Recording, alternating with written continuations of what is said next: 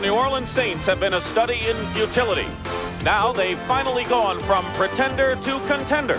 The wizard behind this transformation is head coach Jim Mora. Reuben Mays has become the NFC's leading rusher, and the Saints defense has repented for the sins of its past.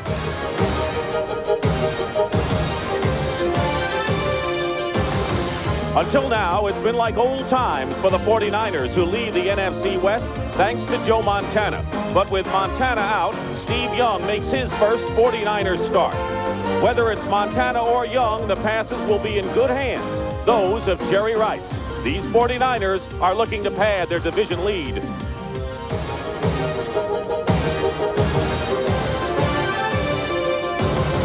It's Bill Walsh's sophisticated San Francisco offense against Jim Mora's intense league-leading defense, and heaven only knows what miracles these Saints can perform.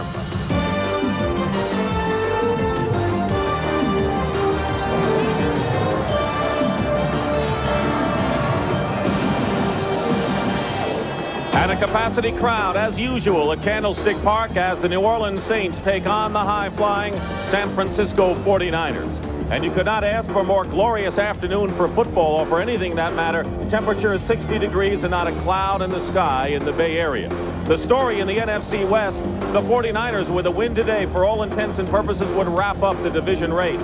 It would give them a 3-game lead with 6 to play. The Saints, with the 4th best record in the conference, they could narrow the gap with a win. And the Rams, you see, have won dramatically on the last play of their game against the Cardinals. Good afternoon again, everyone. I'm Dick Stockton along with Terry Bradshaw. Big story here has to be Joe Montana not starting, could play, a freak accident in practice. Steve Young makes his first start. What does that mean for the Niners, and your thoughts on the game, Terry? He's only taken 2 snaps so far this season. The question is, can he run this very complicated offense? On the other hand, the Saints like to run the football with Dalton Hilliard and Reuben Mays. Number 1 rushing attack to complement number 1 defense. Today, the key, though, for the Saints is they said they want to throw the football early and throw it at least 50% of the time if they're going to win this game. And we're at Candlestick Park in San Francisco, and welcome to the game between the 49ers and the Saints. Battle between the top 2 teams in the NFC West. That is Morton Anderson, who will be kicking off to the 49ers, who have won the toss. Del Rogers is back, along with Harry Sidney, and the game is underway. And it'll be Rogers at the 9-yard line.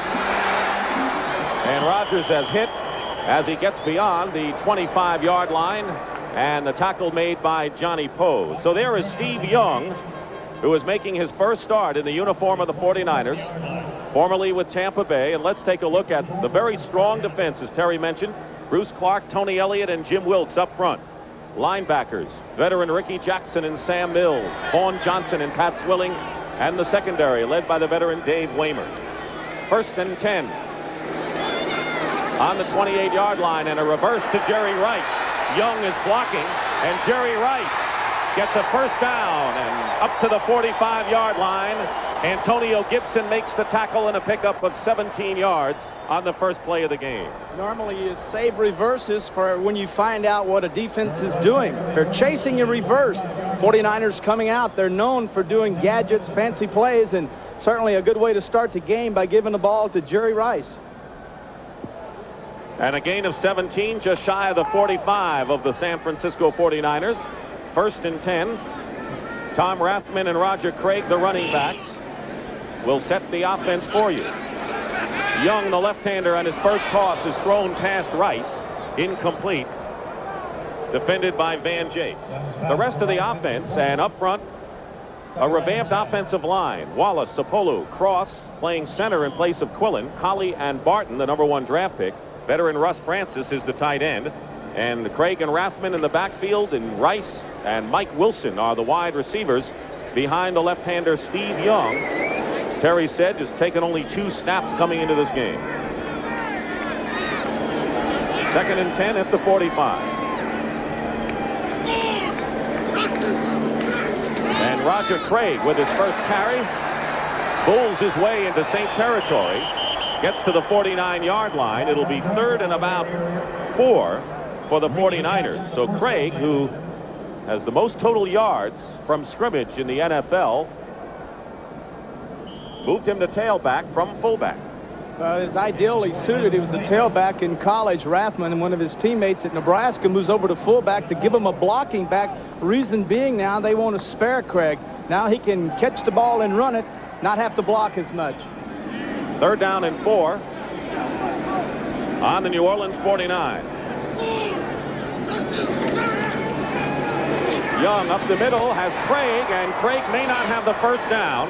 Vaughn Johnson, ferocious linebacker, made the stop, and we may have a measurement as Craig was stopped at the 46-yard line, and it's awfully close. One of the mistakes the Saints felt they made in their first game was by bringing their safeties up and pressing their corners and coming up and forcing too many plays up tight. They felt like it gave away the big plays to them. This time in this game, they want to come up and play very soft with their linebackers and keep everything in front of them. That's what they did that time. Craig caught the ball, but it was in front of him, didn't make the first down. There is Jim Mora, the Saints head coach, who was awfully upset after that loss the first time around, and the 49ers have made the first down by the slimmest of margins.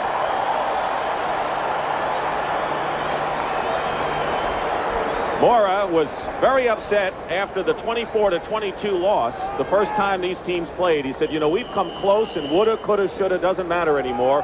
We've got to convert those close calls into wins. Well, the Saints have had a history of not converting, not making the big plays, not winning the big games, and their fans have gotten excited about their team and then been disappointed. Mora said, to heck with that. Hey, let's win these games. First down for the 49ers on the New Orleans 46.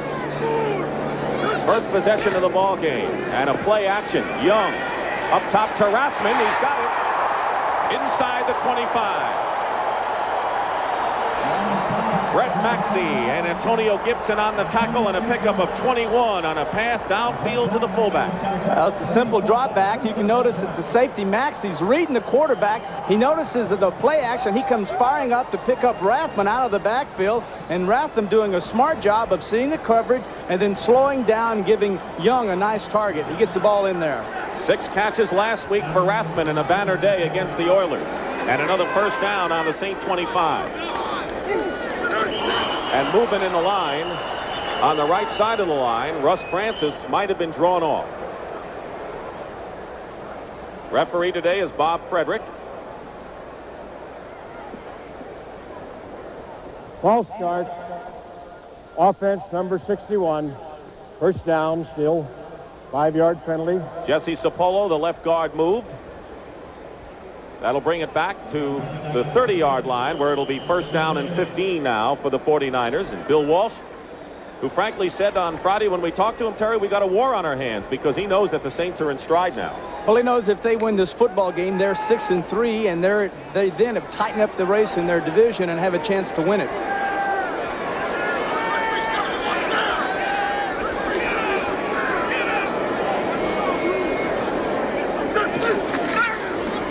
Young loses his footing. He was chased by Jim Wilkes, and a loss on the play of some 5 yards.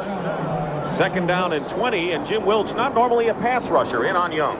Jim Wilkes, right in, number 94 for the Saints, is primarily a run stopper. That's his job. He's smart, he's consistent, not known to be a pass rusher. That time he got inside, got the pressure on Young, and made the sack. Loss of 6 yards officially, so it'll be second down and 21, back to the 36-yard line. 49er in Saint territory.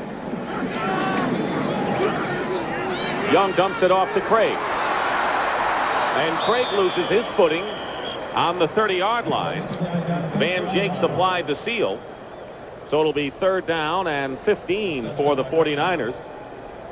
I like the way they're coming out using Craig. You know, in the first game in the Saints, I know that of 3 balls that he dropped, Dick, in that game along, and it's also a good play for Steve Young. A little screen pass, very simple, but it builds confidence, and also Craig can forget about the bad things that happened down in New Orleans. Told us Friday, he says, you know, I'm still irritated over those drops, and it's still in the back of my head. He says it won't happen again. That's what Walsh said. He said it won't happen to him again.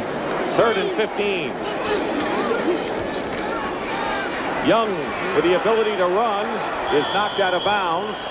And that will set up Ray Wershing's opportunity. Pat Swilling, good pass rusher for the Saints at linebacker, chased Young out of bounds, 4th down, and Ray Wershing will come in to try a field goal. One of the plays that Walsh put in primarily to use the athletic ability of Young was in 3rd down to come out and use a sprint out with Young primarily as a runner, not looking to throw the football. Well, right now he's Wershing and hoping, you might say, the veteran Wershing kicker. and hoping. 46-yard attempt, and Joe Montana is holding for him. And the Saints might have gotten a piece of it. The kick is short and no good. A 46-yard field goal is no good by Ray Wershing. And the 15-year veteran misses the first opportunity for a score in this game. And the Saints will take over on the 29-yard line.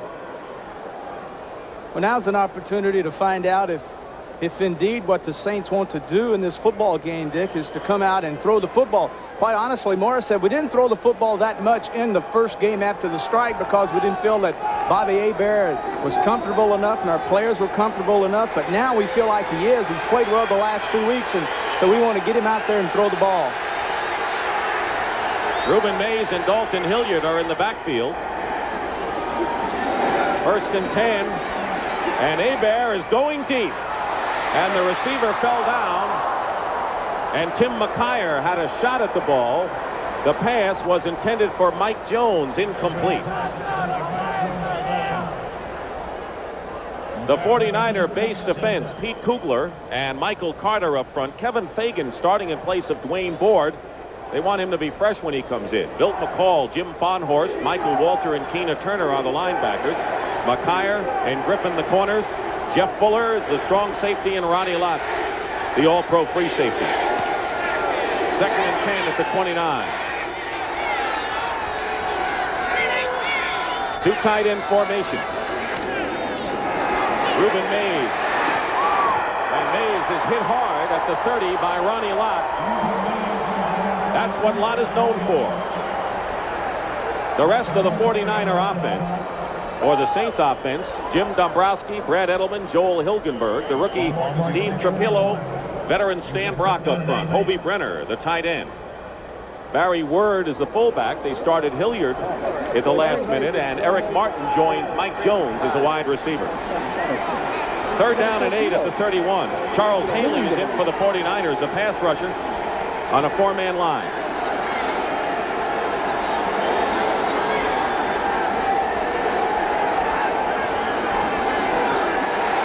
Hebert gets his man at midfield, and it's Eric Martin, and the pass is complete and a 1st down. A 19-yard pickup, and Lonzell Hill might have deflected that pass that wound up in Martin's hands. What you're going to see is an excellent throw as Fuller, 49, the strong safety, comes up, sits in his zone, and there's the tip ball, goes right over Fuller's head and right into the arms of Eric Martin. Those are the breaks you need sometime. And a 1st down just at midfield for the Saints. No score with 8:40 remaining in the 1st quarter. Reuben Mays gets a hole off the right side. And the ball was nearly stripped away, but Mays has another 1st down. And a pickup of 12 for the Saints, with Don Griffin making the tackle at the 39. Saints are coming out with a 3 tight end offense, and off the top left of your screen you'll see the tight end Tice come down and kick inside. He's the lead blocker, allowing Mays to cut off his hips and pick up the big 1st down. It's a Cub defense. 3 tight ends for the Saints represent Cubs. And a 1st down at the 38. Bobby Hebert has opened up the offense a lot more.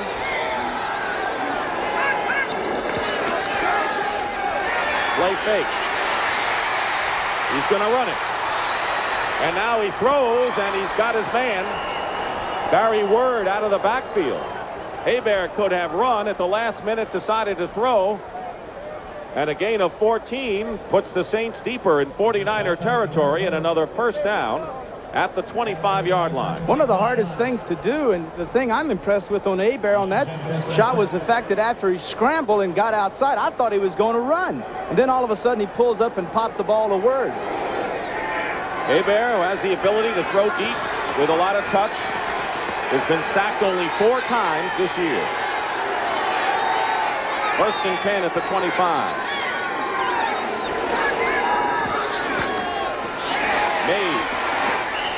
Just a couple for Ruben Mays as he's brought down at the 23 by Michael Walter of the 49ers, who leads San Francisco's defense in tackles. One of the things we'll see today in the emergence of Dalton Hilliard in the running attack and receiving attack of the Saints. One of the reasons for that is that in the last game they ran Mays 10 times in a row, Dick, and he fumbled.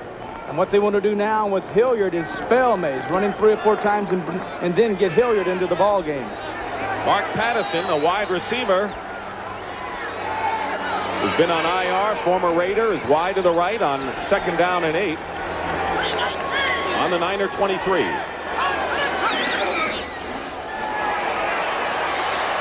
Hebert with time and overthrows intended for Hobie Brenner.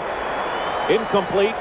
Defending on the play was Jeff Fuller with help from Jim Fonhorst. So it'll be 3rd down. A counteraction. You notice that Hebert came out, faked a pitch to the left. That takes the linebackers to the left, and he sprints out to the right with the guard leading. He's looking for Hobie Brenner all the way, but Patterson, 88, had come all the way across the field and was wide open in the end zone for a touchdown. Good 3rd down conversion team of the Saints. They need 8 yards.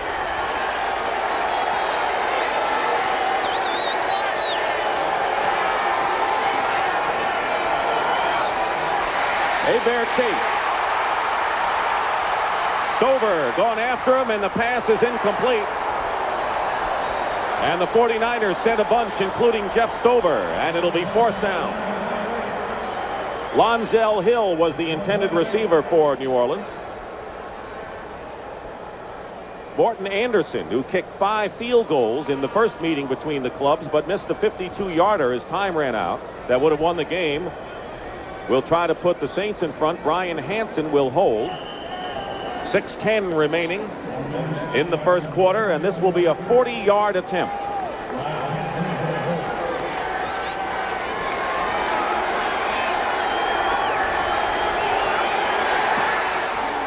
And Anderson's kick is good. Hit the upright and went over. And the kick by Morton Anderson is successful. A 40-yard field goal, and the Saints draw first blood. This stadium is a very windy stadium, but it's not a north, south, east, west type of wind. It's a swirling type. And you can notice this football actually is just hooked by Anderson, continues to hook, and it's going to hit the right. Well, on the screen, it'll be the right side of the goalpost. Look at that, right on the side, Dick, and kicks back in. You got to think early in this ball game, things are going the Saints' way. Deflected pass and a completion in midfield, and then the ball hits the upright and goes over, and it's 3-0 Saints. Right now, however, let's go to NFL Today for a report. Here's Brent Musburger. Dick, the Dallas Cowboys will go to overtime with the New England Patriots.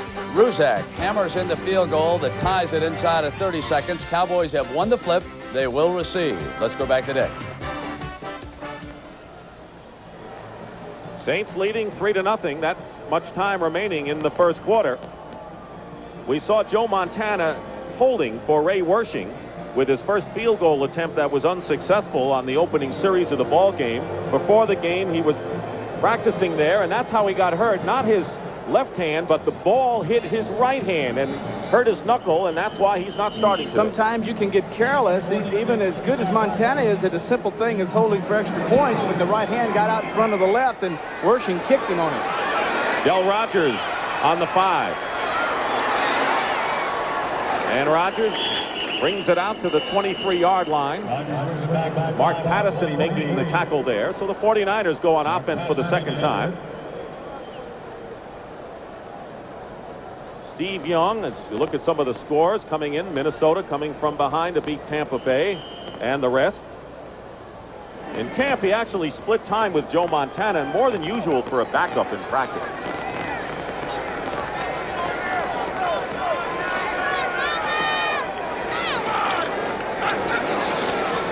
Throwing on first down, Roger Craig. First down for Craig, and a penalty marker is thrown. Craig is tackled at the 36-yard line by Van Jakes. And a penalty against the 49ers, and an eligible receiver apparently downfield. Normally, in a case like a screen, an ineligible receiver would be a lineman downfield. Ineligible man on the offense, number 69. Downfield, first down. That's right, Bruce Colley. So Sapolo and Colley, the two guards, involved in penalties here early. There are types of screens. There's a 3-count screen where the lineman pulls. He goes out. He goes 1001, 1002, 1003, and he's gone. In that case, Colley just counted a little bit too fast and got out ahead of the play. Bring the ball back to the 13 and a 1st and 20 for Young and the 49ers. Young can't find a receiver. And out of bounds at the 23-yard line by Antonio Gibson, and Ricky Jackson also in on the play. Ricky Jackson, Coach Moore told us that, you know, so much has been said about, well, Jackson and Clark on that side aren't really playing that well, and the injuries and whatnot, but he said to us that Ricky Jackson is playing the best football that he's seen in the last 2 years. And as a matter of fact, to back up that statement, he said in our last game, most of the teams ran to the left away from him. Doesn't have the spectacular sacks, but is playing steady football for the Saints. Gain of 9, 2nd down and 10 at the 23. Young to Craig again, and Craig is stopped by Pat Swilling. Swilling gets him at the 26-yard line, a gain of 3, so it'll be 3rd down and long for the 49ers, and you can see here where the Saints deserve their #1 ranking. They're a really solid defense, and they seem to have everything covered. Well, they learned a lot in their first meeting with 49ers, and with Steve Young in there, they're content to give the 2-3-yard pass, and in that case, that's what they got. As long as they can do that, they're going to win this football game. Frank Warren and James Haynes in for pass rushing purposes for the Saints. 3rd and 8. Young flush from the pocket. And a penalty flag goes down, and Young is stopped 3 yards shy of a 1st down by Vaughn Johnson. Pat Swilling also in on the play, but a flag is down. Also the 31. And that'll be an automatic 1st down, a holding call against the Saints. Costly penalty because the Saints had stopped, and Jim Mora. Defensive holding, number 44, 1st down.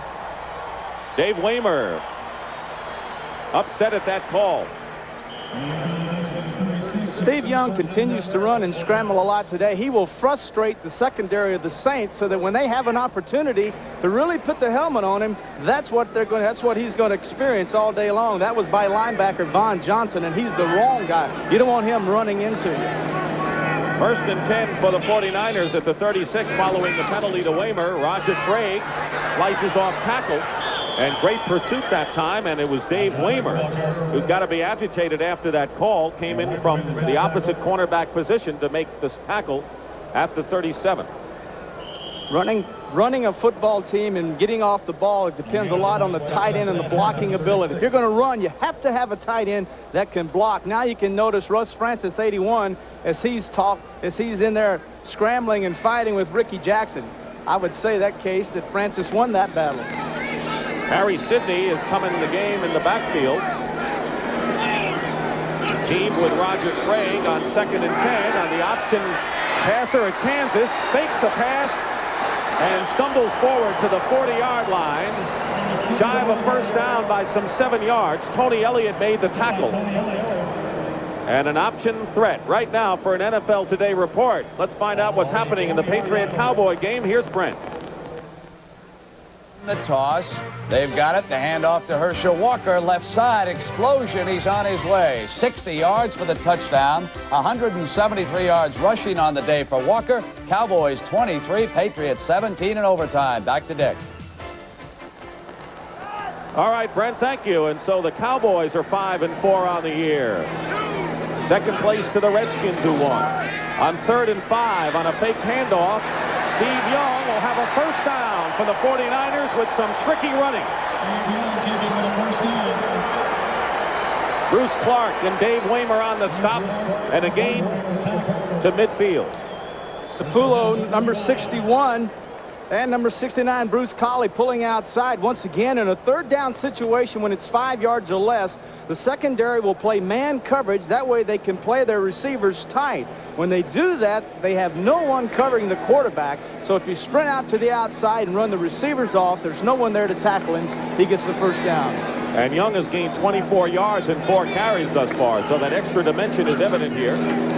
Roger Craig on first down gets into Saint territory and picks up close to 5 yards. Sam Mills, the 5'9" inside linebacker who has played very well for the Saints, makes the stop.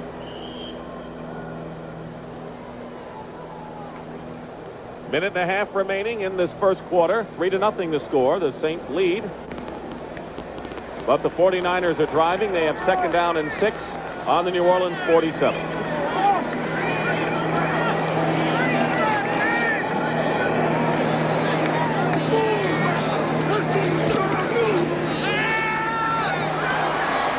Young going deep. Wide open. Rice. Touchdown.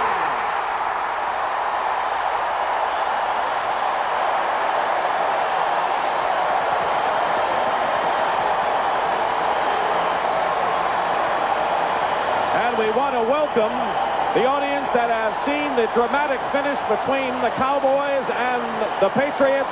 We have had an electrifying touchdown pass here.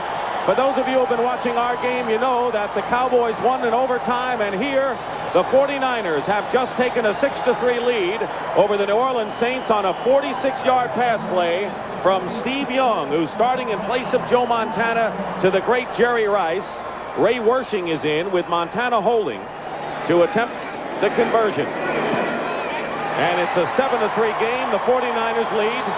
Dick Stockton and Terry Bradshaw, and this crowd is going wild. Well, the thing that happens is you look at 39, Brett Maxey. He's keying Young, dropping back in the zone. Now, Young slips, and that freezes the safety just enough to allow Rice to get in behind Maxey. And when he did that, Young popped in the football for the touchdown.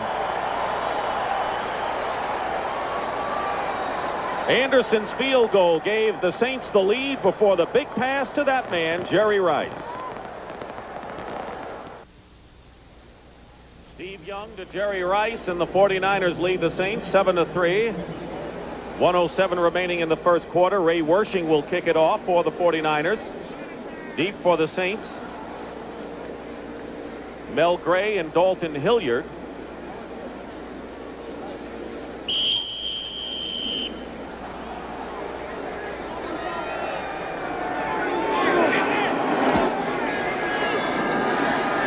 And it'll be Mel Gray at the 4-yard line. And Gray carries it out to the 36-yard line. And a 32-yard return. And on that scoring drive, Steve Young, who missed his first pass, now has hit 5 in a row, is 5 for 6 and 80 yards so far in this ball game. And you never know, he took only 2 snaps coming into this ball game. Talking to Montana, he said the thing that's so hard about this offense is not the plays, but once again, the formation, setting the formations up. So you have to be concerned about whether or not Young could get the right formations for the right plays. So far, I think he's done that. Under a minute to go in the first period. 1st and 10 for the Saints on their own 36-yard line. Fake to Ruben Mays. Hebert. Trap and down. Kevin Fagan on the sack. And Hebert fires the ball down in disgust. Kevin Fagan, who has not played since the strike, but awfully strong up there. Fagan's coming in 75, right up in the center of your screen, playing in this game in the place of Dwayne Board. And the primary reason for that is to give Board some time to rest. Coming off the block, out, really a good job by the Saints, Dick, but Fagan in his pursuit all of a sudden catches up with Hebert. Only the 5th time this year Hebert has been sacked. 2nd and 15.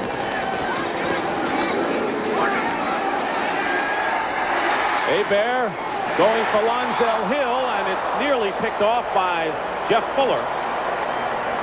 What a remarkable athlete Jeff Fuller is. He is a strong safety, but the 49ers refer to him as a linebacker. Well, if you look at him, and you walk on the practice field, he's so big that he looks like a linebacker, but he's their strong safety and a good one. Hebert coming back in, the strong safety.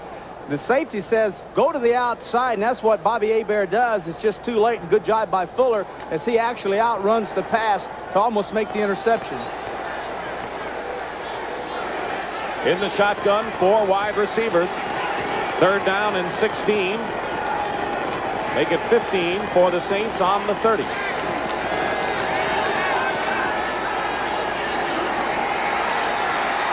Hebert going to Lonzell Hill, and it's just overthrown. Ronnie Lott was covering, but Hill got away from him. But on the incompletion, it'll be 4th down, and Brian Hansen will come in to kick it away for the Saints. 7-3 the score. The 49ers lead. Brian Hansen, who has the most kicks inside the 20-yard line. Going back, Don Griffin. Oh, penalty marker down, and we will have a penalty against the 49ers. Griffin down at the 27-yard line, but a flag back there, and the Saints apparently will retain possession. Oh, that's a call that's going to drive Bill Walsh up the wall. You put him in there, you get him out of there, you force the Saints to punt, and then you go in and give a costly penalty that turns the ball over to the Saints and gives them the ball and a 1st down. Look at it. You can tell on his face that he's frustrated with that.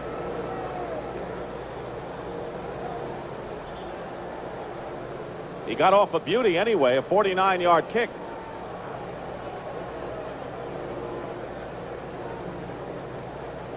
And it looked like John Taylor, the wide receiver, was involved on that play. We'll check.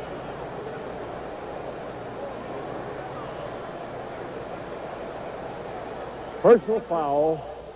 Running into the kicker. He was running into the kicker, and it will be 1st down, and it will be 1 on-time down. 1 on-time down for the 1st quarter. Running into the kicker against Johnny Taylor.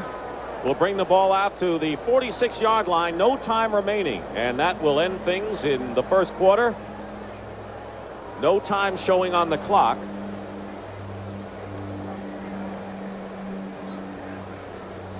And the Saints may have one more play in this quarter, even though we have no time showing. Free play because the penalty came on the last play of the quarter. It'll be a 1st down for the Saints on their own 45-yard line. So 2 critical penalties. The 3rd down holding penalty against New Orleans allowed the 49ers to keep the ball. Ultimately, they scored. And now let's see what the Saints do with their 2nd chance.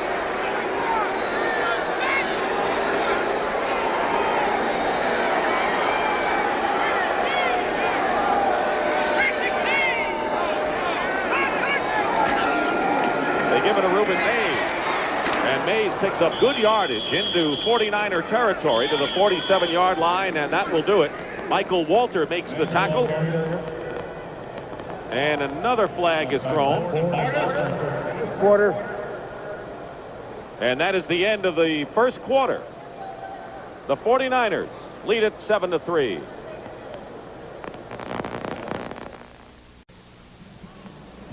Dick Stockton and Terry Bradshaw, San Francisco. We start the 2nd quarter, and Joe Montana was definitely upset over the decision to go with Young. Well, a veteran quarterback, he felt like he could play, and he didn't. The thing he was upset about was the fact that Coach Walsh came out early in the week, I believe it was Wednesday or even as much as Thursday morning, and said that Young was my starter without allowing Montana time to heal throughout the week and possibly play in this game. Meanwhile, the Saints have a 2nd and 3 as we start the 2nd quarter. Ruben Mays is stopped from behind, a couple of yards shy of a 1st down by Kevin Fagan. Fagan already with a sack in the ball game, and it'll be 3rd and 2 yards for the Saints. And we want to apologize. We have intermittent audio problems that we are working to correct. Fagan's one of those guys that when you ask for one word to describe his temperament, the word that they gave us was tenacious.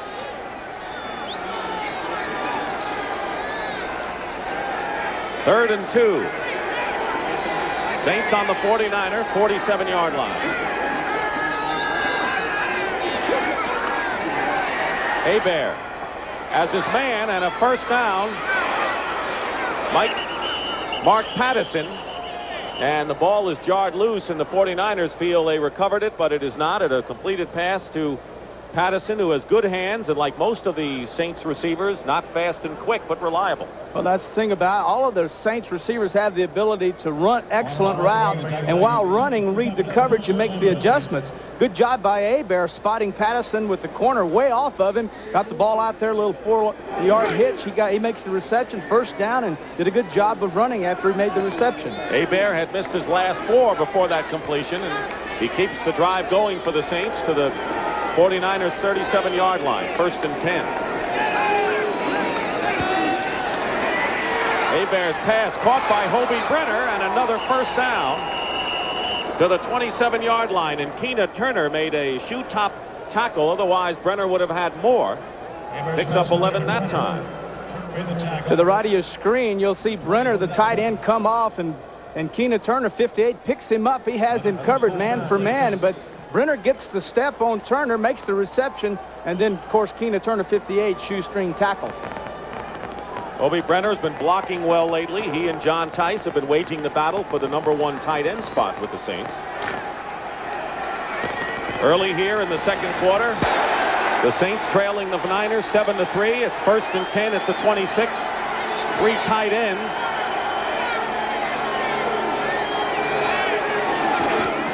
And they go to the strong side. Ruben Mays.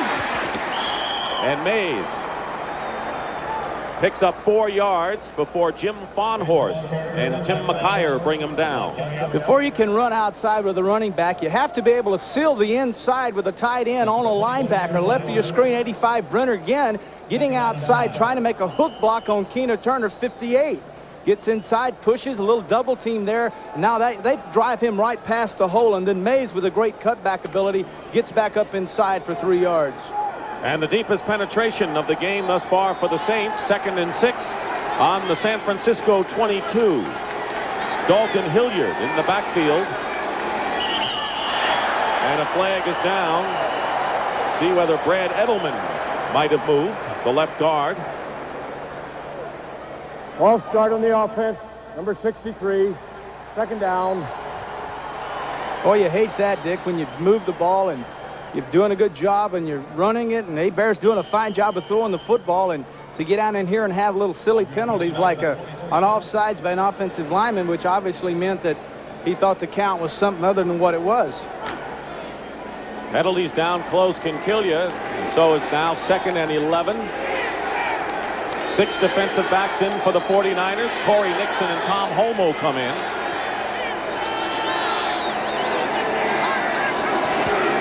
Dalton Hilliard fights his way inside the 25.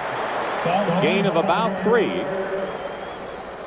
Larry Roberts, former top picks by the Niners, makes the stop. And what a game Hilliard had last week. Triple threat against the Rams. 92 yards rushing, caught 4 passes, including a touchdown, and threw a touchdown pass. The NFC Offensive Player of the Week, Dalton Hilliard. 3rd and 8 on the San Francisco 24.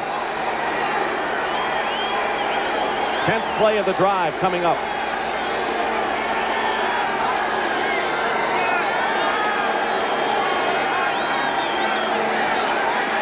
Hebert gone for broke, and it's incomplete. Pass intended for Patterson, and covering was Don Griffin. And fine defense by the 2nd-year cornerback Don Griffin, who was step for step with Patterson all the way. Well, Griffin, as you can tell, has his man covered. Inside technique automatically tells Hebert he's got him man for man. He sees it, comes up, throws the football, and just barely over the outstretched hands that time of number 88, Patterson.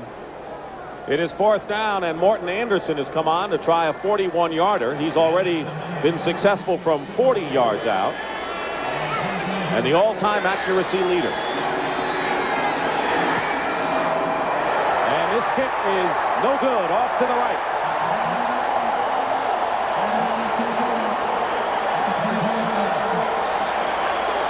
So Anderson is 10 of 14 on the year, and Jim Morris sees an opportunity go by the board. Well, earlier, Morton Anderson, we noticed that he hit the right goalpost by hooking the football. This time, it's going to go even farther than that. Another hook way to the right. And the cheers are for Joe Montana, who comes in the game for the 49ers, and we'll come back in just a moment. The upstart Saints, a team to be reckoned with. But soon they'll reckon with the Giants next Sunday on CBS Sports.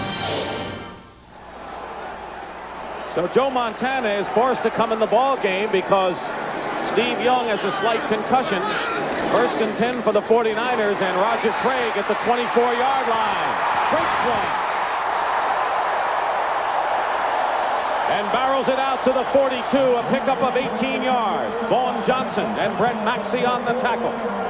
Well, when you're throwing the football a lot on 1st down, you automatically get teams rushing you to stop it. This is an inverted draw where Montana actually goes beyond the running back, turns around, then gives the football to them, and then you see the fine job Craig did after he got the football. 49ers bring it out to the 42. Montana fires, and Montana completes the pass to John Frank. Just shy of a 1st down. And right now, Montana's knuckle looks pretty good from up here. Well, he told us that he could play. He wanted to play. He was frustrated about it. Matter of fact, he was angry that Walsh had called him in and said, we're not going to start you, because as a veteran quarterback, if a young kid comes in there and he plays well, heck, you might lose him. You might lose your job. Even a guy like Joe Montana fears losing his job. Leading passer in the NFC, having a tremendous year after a dramatic comeback from back surgery a year ago. 2nd and 1 at the 49. And Roger Craig, with some great moves, gets a 1st down into Saint territory at the 41-yard line. Van Jakes and Brett Maxey on the stop.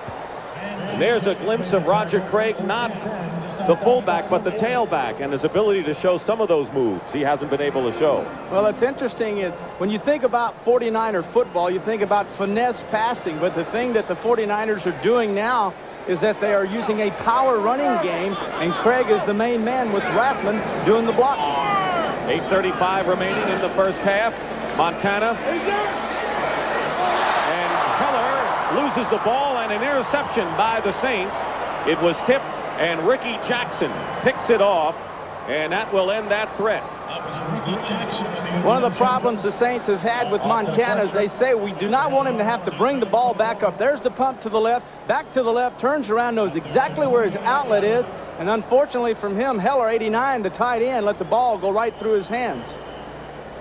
Now, the unfortunate thing is you see Montana's reaction is that in the stat sheet, it's going to say interception Montana, and as a quarterback, I always hated that because it really, you say to yourself, hey, fellas, come on, that's not my fault. I didn't do that. Well, you threw it too hard. It was always a reason. And the first turnover of the ball game puts the ball back in the hands of the Saints, who trail 7-3. 1st down on their own 28. Lonzel Hill in motion. Hebert. Tip. And Dalton Hilliard nearly had a chance to make the reception after the ball was tipped a couple of times.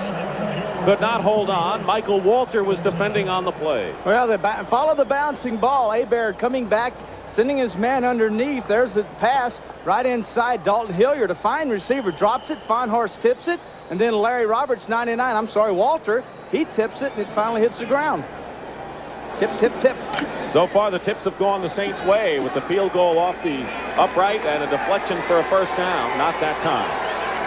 2nd and 10. Hilliard and Mays in the backfield.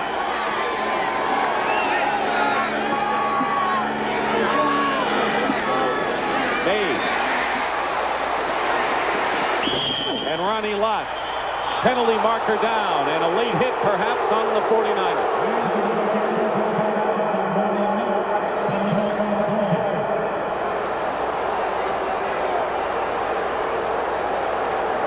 Personal foul on the defense, hitting ball carrier after he was out of bounds. 1st down. Costly penalty on Ronnie Lott. Well, once a player is out of bounds, you have to take your hands off. And what happens, you're going to see Ronnie Lott has him and then pulls him down to the ground. Hey, you throw him to the ground, what are you going to do? He actually didn't try to just, jam him in the ground. I really disagree with that call. I don't think it should have been roughing. Quarterback, absolutely, but I don't think in that case that should have been a penalty against Lott. And Jeff Fuller also held himself back, and Lott just wheeled him down. The crowd unappreciative of that penalty, but it's a 1st and 10 for the Saints on their own 45-yard line. Mays still fighting for yardage, picks up a couple. Keena Turner and Ronnie Lott in on the play. You know, one of the reasons it could be that Lott had that flag thrown him is he has always been known as an overly aggressive defensive back. And that goes back to his first 2 or 3 years in the league. And, you know, actually, you carry a reputation with you throughout your career, and the refs are standing over there, and they probably say, well, there's Lott going at it again, and they give him the penalty. You talked about how the Saints wanted to balance their offense. They've been running 57% of the time this year. Today, only 40%. So they've opened it up. 2nd down and 8. Hebert. Pass complete into 49er territory to the tight end John Tice.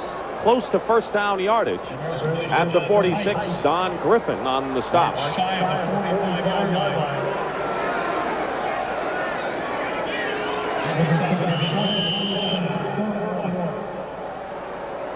Third down and 1. Less than 1, actually. Time remaining in the first half. The 49ers lead 7-3. Steve Young to Jerry Rice, 46 yards for the only touchdown.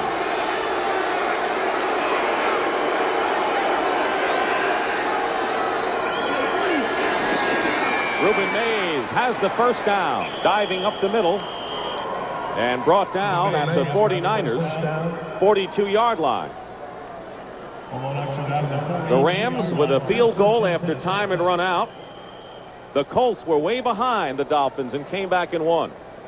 The Jets now 5-4. Minnesota with a big win. Both those teams have wild card hopes, and some of the other finals from earlier this afternoon. Saints 1st down at the 42-yard line of San Francisco. 6:10 to go in the first half.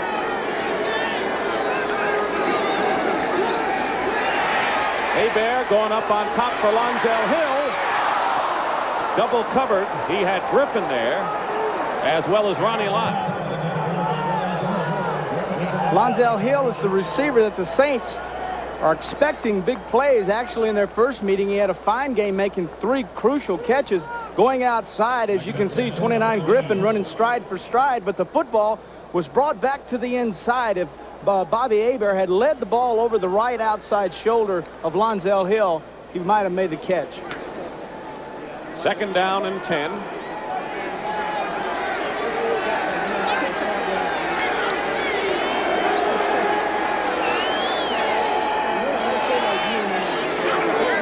Dalton Hilliard goes outside, and Hilliard nearly gets the 1st down before Jim Farnhorst makes the stop, bringing up 3rd and 1 once again for the Saints. They converted the last time around. Anytime you can continue getting 3rd and 1, especially now in the 49er territory, you give yourself an opportunity to go for it on 4th down, Dick. So if you can keep going 3rd and 1, man, that's a coach's dream. Other than that long pass to Rice, the Saints' defense has been tough, but their offense has shown a lot better today than we've seen them. 3rd down. And a long one. Dalton Hilliard appears to have the 1st down, and he does, to the 30-yard line. He had Barry Word blocking in front of him, and another tackle for Michael Walter of the 49ers. Well, this is a good day to watch tight ends block. 85, Hobie Brenner in the left center of your screen of the Saints. Boy, look at it, firing out right up inside that time of Milt McCall, 53, and just takes him inside and drives him to the ground. Outstanding. I mean, that right there should be, photographed. Go ahead and frame it and send it to what, the archive somewhere? Somewhere. Yeah, really. 1st and 10 at the 30. Saints trailing 7-3. Hilliard stays in the backfield. Hilliard again finds a hole, and Dalton Hilliard, with some nifty footwork, gets to the 25-yard line, a pickup of 5. Stopped by Fagan and Walter for the 49ers. Dalton Hilliard was actually drafted ahead of Ruben Mays. Mays, the top rookie rusher last year, but Hilliard gives them a tremendous 1-2 punch at that running back position. Saints are coming in with 3 tight ends and putting Tice out on a wingback slot, and that's a snap for the ball. They're using Tice to come down with 2 tight ends to lead the back. Mark Patterson, top of your screen, on 2nd and 5. Hilliard. And Hilliard is stopped. Gain of 1, maybe 2. And it was Michael Walter who matched his career best with 13 tackles against the Saints in their first meeting of the season. So the 49ers bring in their nickel package on 3rd and 3. Notice this is Tice outside. He leads in here. He leads out here. Another tight end hooking. And then Dilliard just coming down there, finding a hole, looking for some place to run. Slot back with actually Brenner out wide, 2 blocking tight ends. 3rd and 3 at the 23.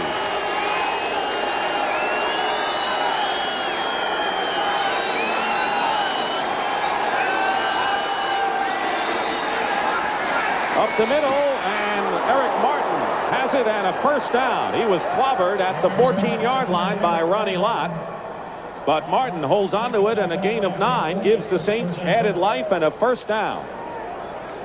Hebert coming back. Hilliard staying back, going out. No one inside, as you can see.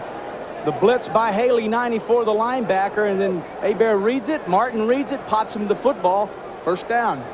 Martin did not have a catch against the 49ers in their first game, but he's come on here in this game, and that was his second, and both of them have been big ones. 1st and 10 at the 15 of San Francisco.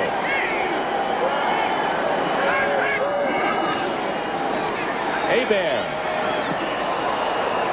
Cliff Benson was the closest receiver, and that ball was thrown way over his head.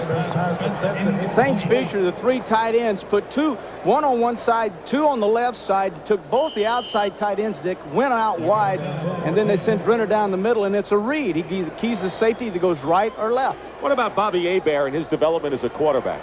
Well, the thing that's happened is he said he's gotten more comfortable with the offense, confidence.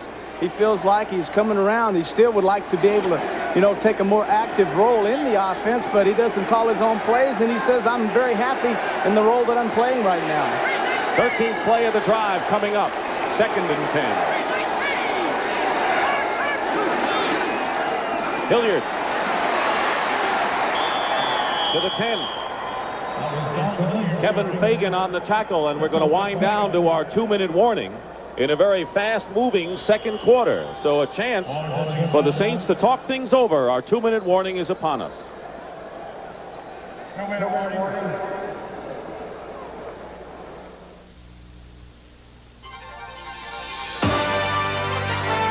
CBS Sports coverage of the National Football League is sponsored by Miller Brewing Company, sole sponsor of the U.S. Olympic Training Centers, the heartbeat of America today, Chevrolet, and by the U.S. Army, a place to be all you can be.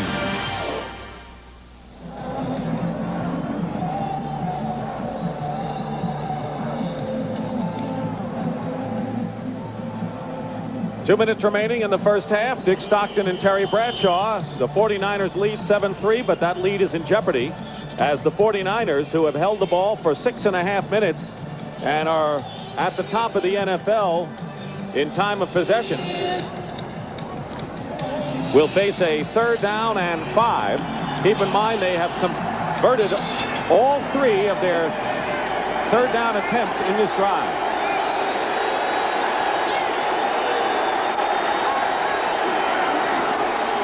Hebert, incomplete, intended for Mike Jones. Tim McKyer and Fuller defending. So the 49ers hold on a big down, and Morton Anderson will come in for the 3rd time today. He has converted 1 of 2 and will try to bring the Saints to within a point. Anderson gave New Orleans a lead on a 40-yard field goal that hit the upright and bounced back for the successive field goal and then missed the 41-yarder. This is from 27.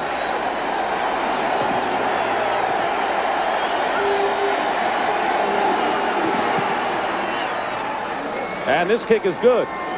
So Anderson's 2 field goals brings the Saints to within 1, reminiscent of the first time they played when it was Anderson providing most of the offense.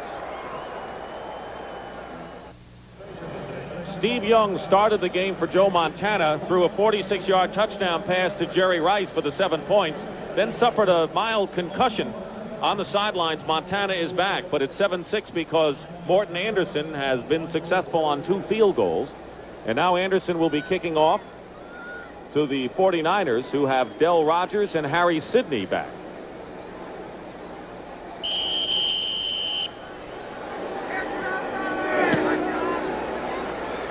Going to Rogers. And he'll down it 4 yards in the end zone for a touchback.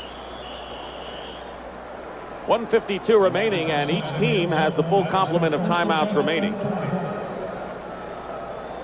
And plenty of time for the likes of Joe Montana to get things going. And right now we'll take a timeout at Candlestick Park and be back. Joe Montana did not start. He came in early in the second quarter when Steve Young went out with a slight concussion. And already the Saints, expecting passes in the 2-minute drill, have Johnny Poe in as a nickel defensive back as the Niners start first down on their own 20. Montana has it knocked away by Frank Warren. On the pass, headed for Roger Craig. Steve Young, Dick, he has to be disappointed throwing the 46-yard touchdown pass to Rice and having an opportunity. And, you know, he even admits a little bit, yeah, it gets a little old sitting on that bench, even though you're behind a great quarterback like Montana. But he had his chance to shine, and he got the big touchdown in there. Unfortunate for him, he's got a slight concussion, and he won't see any more action today. 2nd and 10. Montana goes to Rice, who stays in bounds. Shy of a first down by about a yard. It'll bring up a 3rd and 1. Jerry Rice was the 3rd receiver on this route. As most offensive patterns run by the 49ers, they flood one zone with 3 receivers. 2 of them that time came inside. Rice went outside, and then Montana, when he got to the 3rd receiver, was Rice. 2 tight ends in there. John Frank joins Russ Francis.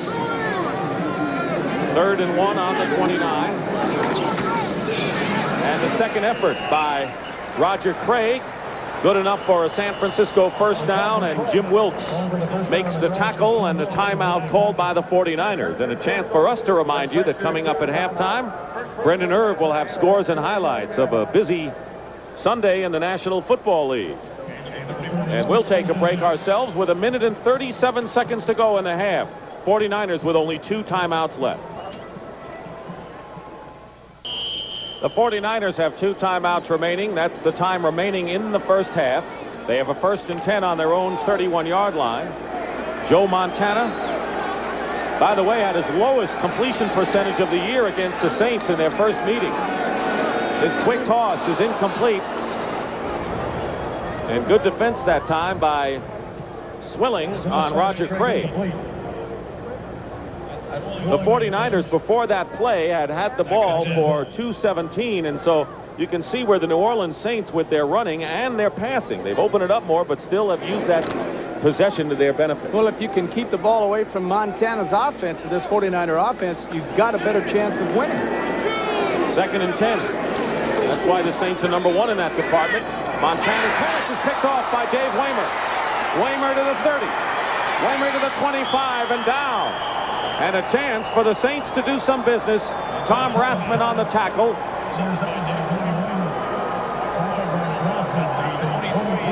Montana coming back, looking to the right side. Picks up his first man, passes him up, and decides he'll gun it to the outside. It's a good throw, but boy, the break on the ball by Waymer, 44. 2nd interception of the game by the Saints.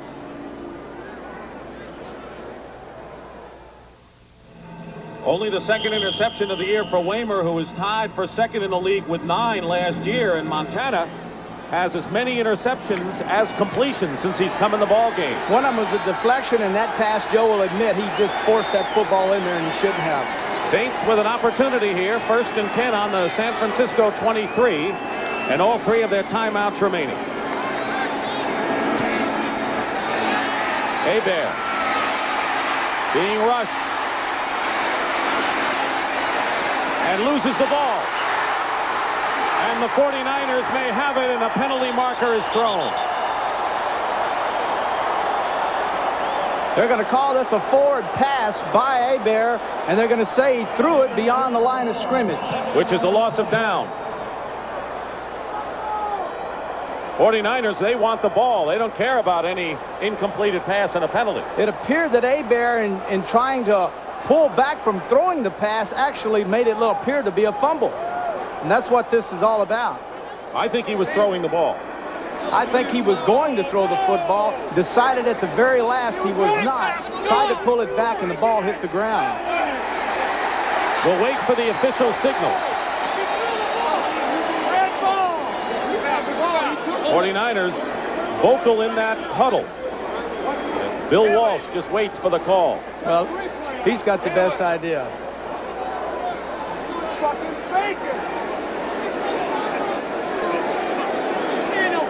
And this is a very big call indeed in this ball game. If it's ruled a fumble, 49er football. Otherwise, it's a loss of down. Hey, let's look at this, Dick. Now, Hebert gets outside. He doesn't know whether he's going to throw it or run it. He gets outside. He looks downfield, sees his receiver come back. He pumps the football. Whew. My view is he was throwing the ball. Let's look at it again. Let's see if he was going to throw it and it just... See, the reason I say this is because the ball goes down at the ground, right at his feet, not down the field. Pulls back. I think he was pumping to pull the corner off the receiver. He was going to pull it back and then throw the pass. I think this is a fake, and he dropped the football. Upon a review by the instant replay, it will be ruled as an incomplete pass. They reviewed the videotape, and now Bill Walsh is enraged on the sideline, and apparently the penalty marker is still thrown. He crossed the line of scrimmage. Exactly. So why was the flag thrown? They're saying he didn't cross the line of scrimmage, so please explain to me the flag. I'd like to know about the flag. They should say we're picking up the flag or no penalty. Exactly. If there is no penalty that way. I guess it wasn't. Bill Walsh is asking a lot of questions. Crowd is upset, and now an official's time. What about the penalty? We need an explanation of the penalty.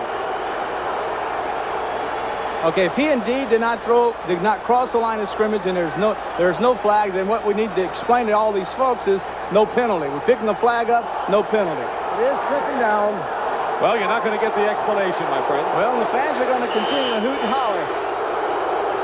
Second down and 10 on the 23. Crazy play that time. 1:11 remaining in the first half.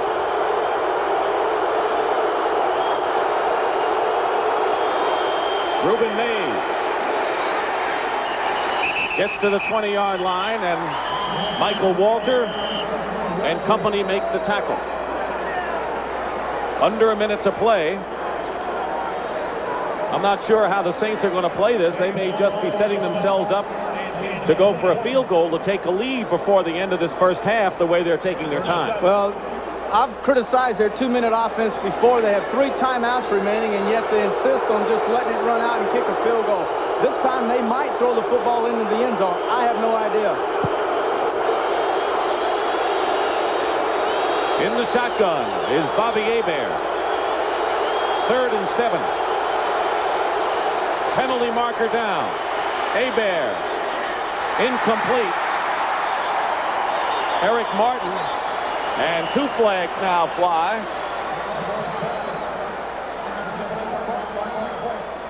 We'll get the explanation, we hope, from Bob Frederick. 21 seconds remain in this first half. Regardless of the penalty, it looked like Jim Mora's team wasn't in any hurry to get something going. It's against New Orleans. Exactly. It was an illegal snap. was an illegal snap by the offense. Illegal snap. Let's see if the center Hilgenberg draws the defense. There it is, right? See him draw the football. When he just barely drug the football along the line of scrimmage, everyone on the defense exploded, and then he followed through with the snap. That's kind of like enticing them to jump off sides. You can't do that. 3rd and 12. Back to the 25.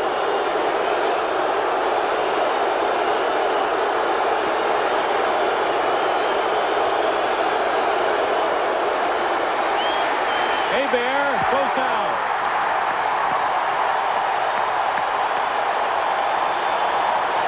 "16 seconds to go. Larry Roberts and Clyde Glover on a loss of 8 yards. And Terry, the Saints were in golden opportunity to try to get 7. It looked like they wanted to sit on it to get 3, and they may not even get 3. Well, it backfired on them. When you sit on the football and you dictate to the defense, to make things easy. We saw earlier a run, didn't call timeouts. Now Hebert goes back. He fumbles the football, comes back again, and he's sacked. Timeout called by the Saints with 16 seconds left. It's 4th down and 22 way back at the 34-yard line. But Terry, if Jim Mora and the Saints were just wanting to get 3 points, why would they go in the shotgun to begin with? The play backfired on the time before. They ran with the pass or ran with the ball, then they came out in the shotgun trying to make up the loss of yardage. So I don't understand it. Might as well have gone on and run the football and made it easier. Field goal attempt for Anderson. A 51-yard attempt by Morton Anderson is good. The longest this year was 49, and now Morton Anderson has exploded one for 51 yards. His 3rd field goal of the ball game has given the New Orleans Saints a 9-7 lead with 10 seconds remaining in the first half, but they really have to sweat this one out. Missed a 52-yarder to win the game in New Orleans. Come back today and nails this one, so this guy can kick him, probably kick him from 60 yards. Conditions are right. Well, the first time these teams played, Anderson kicked 5 field goals. The Saints managed 1 touchdown, and so far it looks like a carbon copy. He has 3 field goals. New Orleans hasn't been able to score despite some golden opportunities, but they lead in the game 9-7. And you know, you always have to think that, hey, look, fellas, we don't get these opportunities to score that often. We have got to score some touchdowns. And as a player, you think, boy, 9 points is great. It's nice to have them, but it sure would be nice to have a couple of touchdowns to go along with 1 field goal. And, you know, you feel a little comfortable about it. But against the 49ers in Montana, you can never be comfortable with field goals. You got to have touchdowns. Del Rogers is deep. 4th in the NFC in kickoff returns coming into this game. And Anderson, with 10 seconds to go, kicks off deep into the end zone. And Rogers will down it with that much time remaining. But it's like pulling teeth for the Saints to try to get 6 points on the scoreboard. And if Jim Mora wants to get the Saints to where they should be, it's going to be awfully tough with the offense struggling the way they do. Well, next Saturday we have a big college football doubleheader on CBS beginning at noon Eastern time. Notre Dame, impressive in demolishing Alabama yesterday, goes against Penn State, who are upset by Pitt. How about Pitt? Pitt's upsetting them all. Tim Brown will be in action, and then a doubleheader game 2. Look at this matchup. It'll be the best of the year. Oklahoma against Nebraska. One of these teams will have a great shot at the national championship. Both will go to a major bowl. Number 1 ranked Oklahoma against 2nd ranked Nebraska. A very special doubleheader day of college football next Saturday right here on CBS. We're going to have a re-kick here.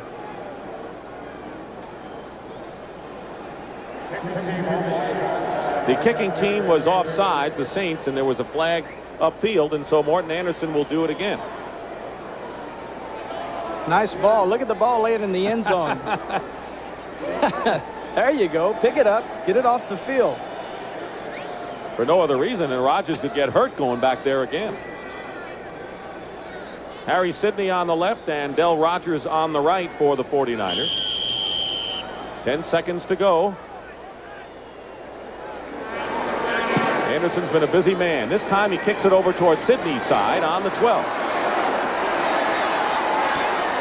And Sidney brings it out to the 36-yard line. Gene Atkins makes the tackle, leaving 4 seconds on the clock before this first half is history, and it's been kind of a strange first half. Well, it has been.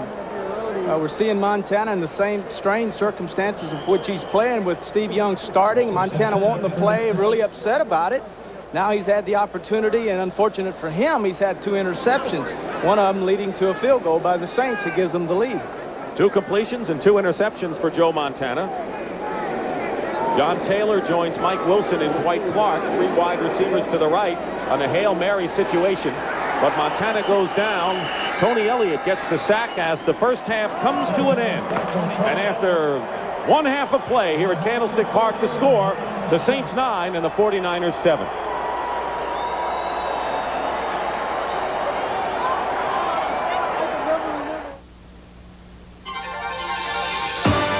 CBS Sports coverage of the National Football League is sponsored by Oldsmobile Quality. Feel it at your nearest Oldsmobile dealer. Metropolitan Life and affiliated companies. Get met. It pays. And by Magnavox. When you're just a little smarter, people notice. Magnavox. Smart. Very smart. On this Sunday, Herschel Walker put his money where his mouth has been. Set me free, he yelled to Tom Landry. And so Tony Come on, Walker. Come on, Walker. And a baby. Explodes in overtime. And the Greek comes up a winner across 23-17. I talked to Herschel last night, and he said, you know, I feel more comfortable at tailback. I don't want to play wide receiver. I can do my thing there, where he ran up about 2/3 of the Cowboys' offense today. Okay, now, meanwhile, over in the AFC, folks, the Indianapolis Colts certainly appear to be for real. They explode for 40 points. Here comes Albert Bentley on the draw. How did Eric Dickerson do? 30 carries, 154 yards and a touchdown. And Greek, he didn't fumble for him. It's all right. I'll give him his $200,000 back this week. He'll take it, too. That's the first win by the Colts over the Dolphins, incidentally, since 1980. All right, how about the Jets? They win on Monday night. Tough to go on the road. They played in a driving rainstorm in Kansas City. Watch Ken O'Brien, nimble-footed. Oh, yeah, that's good. Give it up. Here comes Freeman McNeil, who rushed 26 times for 184 yards on the day, Irv. Boy, I tell you, when the quarterback gets in trouble, he knows where to go, right? Well, they beat a team that lost 7 in a row. Come on. Longest losing streak in history now, 8 straight for the Chiefs. Here are the standings, meanwhile, in the AFC East. And look who's tied for first. It is the Colts and the Jets at 5 and 4. Meanwhile, back in the NFC now, the story of the afternoon as far as the quarterback situation is concerned, Doug Williams replaced Jay Schrader during the game, and he did some job. Boy, he was really red hot. Here he connects with Gary Clark on a 42-yard touchdown pass. And this is a big play for a lot of reasons. First of all, no one thought that Gibbs would make a substitution at quarterback as long as he had a healthy starting quarterback. He listened to me. Yeah. Hey, wait a minute, fellas. It was nice to have Darrell Green, too. You know, only 3 interceptions in that secondary against Chuck Long here this afternoon, and that sealed up the win for the Redskins. Now, meanwhile, the Los Angeles Rams and the St. Louis Cardinals, and for once, the Cardinals cannot come from behind and pull it out. They lose, and what a day Charles White had, Jimmy the Greek. Here's a 47-yard scoring run. You know what Coach Robinson said about him? He is one of the strongest men, if not the strongest men he's ever seen on a football field. 3 seconds remaining, and Mike Lansford hit a 20-yarder to beat the Cardinals. White overall carried 34 times for 213 yards in that win. So the NFC East standings now look this way as the Cardinals fall to 3 and 6.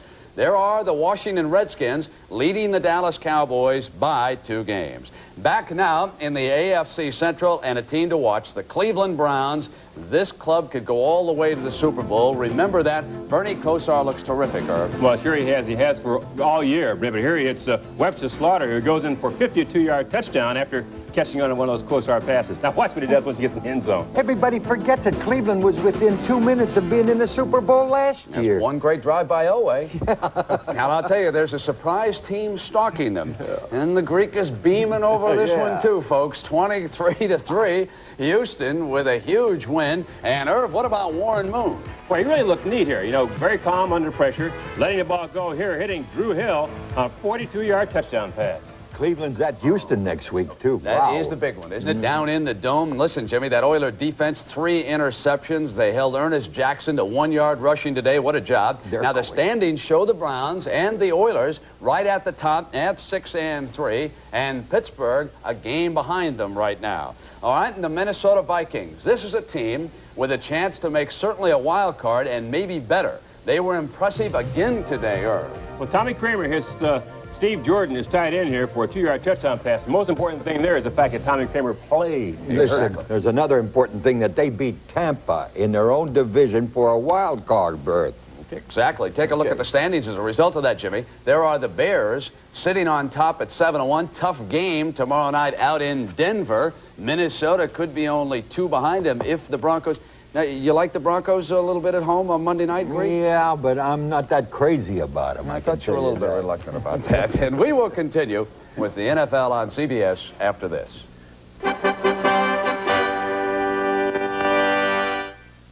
These games are still in progress now.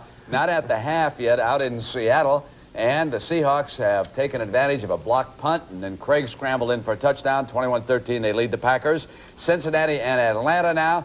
3-0, the Bengals over the Falcons. New Orleans and San Francisco, the one you're watching. 3 Morton Anderson field goals there, 9-7. And the Giants and Philadelphia, they have gone to the half, tied at 10. Randall Cunningham scrambled in for the Eagle touchdown. And we will continue with the second half of your game here on CBS in just a moment.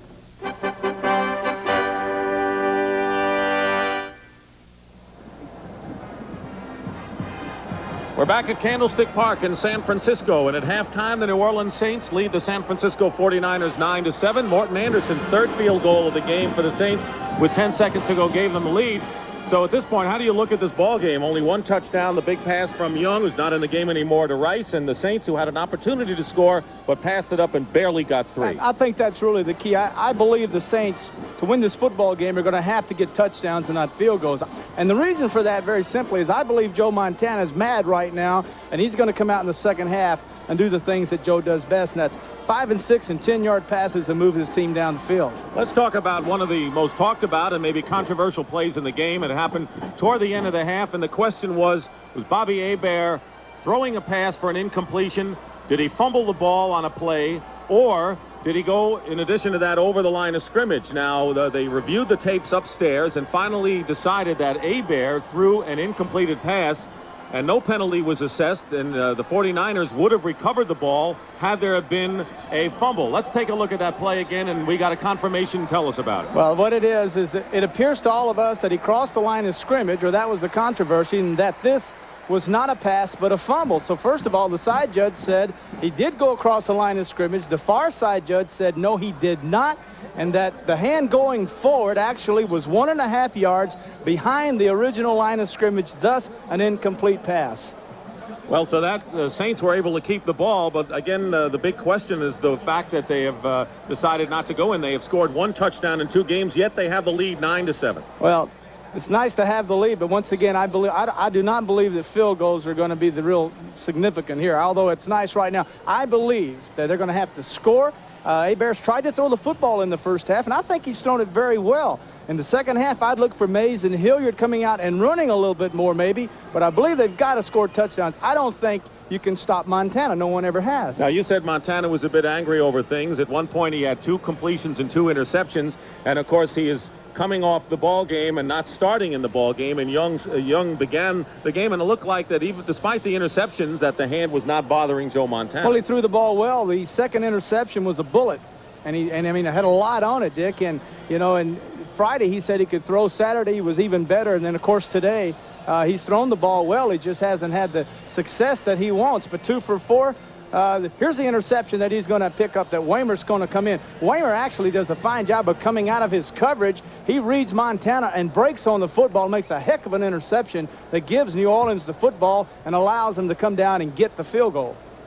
Eller was the intended receiver on that play, and that was the second interception. Ricky Jackson picked off another one, but Steve Young did a terrific job. He was 5 for 6 for 80 yards or so, and the big touchdown pass and a beauty to Jerry Rice. Well, the real key was when he fell down, Brett Maxey, number 39, the free safety in the center of your screen, he pulls up, and then, of course, Steve Young with Rice going in behind Maxey, lays it out with his strong arm, and Rice makes the 46-yard TD reception.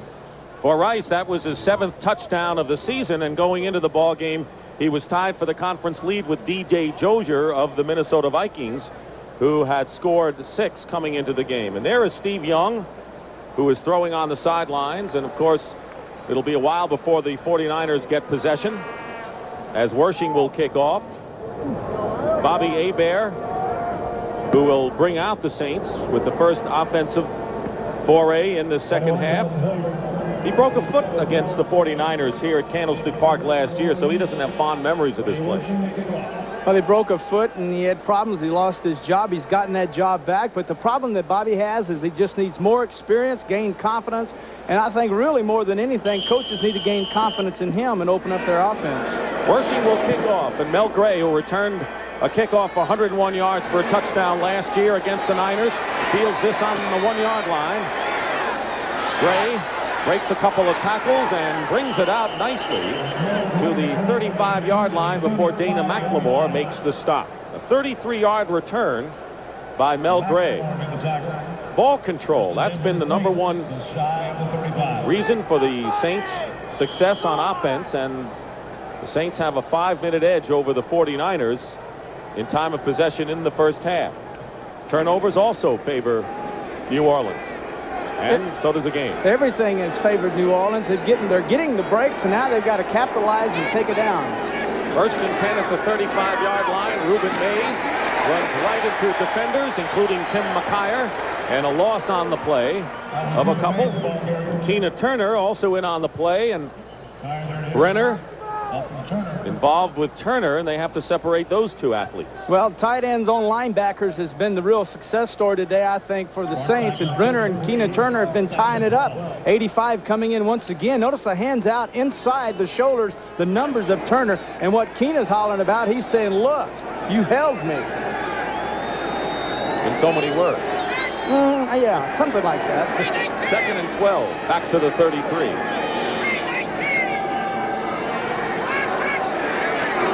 Pitch goes to Mays.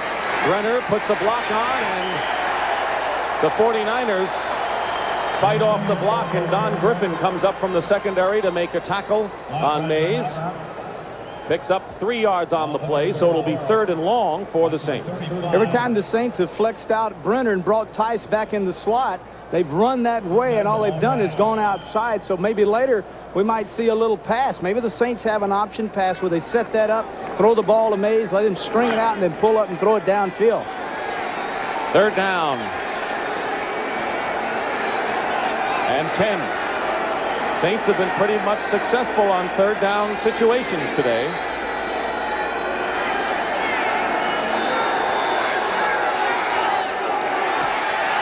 Hebert has time and dumps it off to Dalton Hilliard. Hilliard will get the 1st down and dives forward towards midfield. And once again, the Saints with another 1st down on a 3rd down conversion. This good for 15 yards. Well, the real secret is you'll notice outside, man, man, man. Look at these guys. The receivers have come down inside, clear out all of this, and then they'll bring Hilliard around, pull the guards and tackles, a little screen, no one there, and the big yardage for the 1st down. There's the snap. Notice the receivers now, as they go inside, the corners turn and run with them.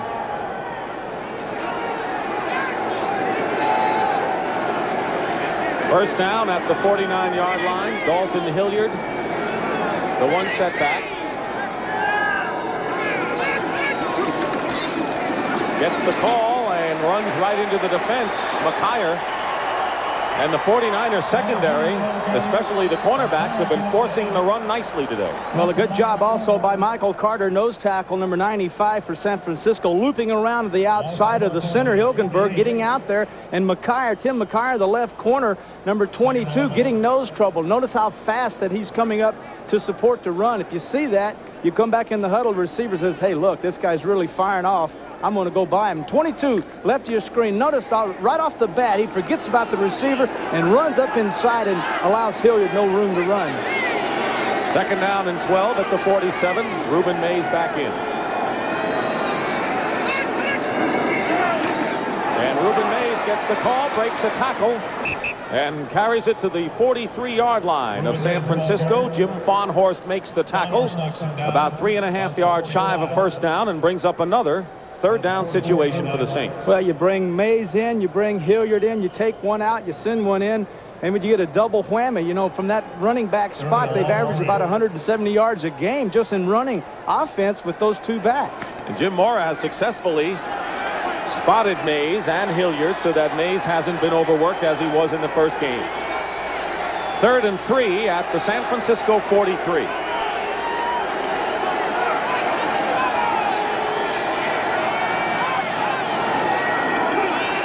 Hebert's pass is caught by Mike Jones. Touchdown. Jones down the sideline, and Jones will go in for the score. Mike Jones beat Tim McKyer.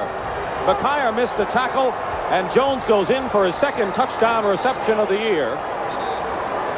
And you can see how upset McKyer is as the Saints have moved out in front now, 15-7. Bobby Hebert, credit Bobby Hebert, going to the receiver with the defensive back was way off. This time it had to be McKyer, 22, laying off of Jones. Jones makes the catch. McKyer gambles, and then all of a sudden Jones breaks loose and goes all the way for a touchdown. Ooh, when you gamble, you pay for it.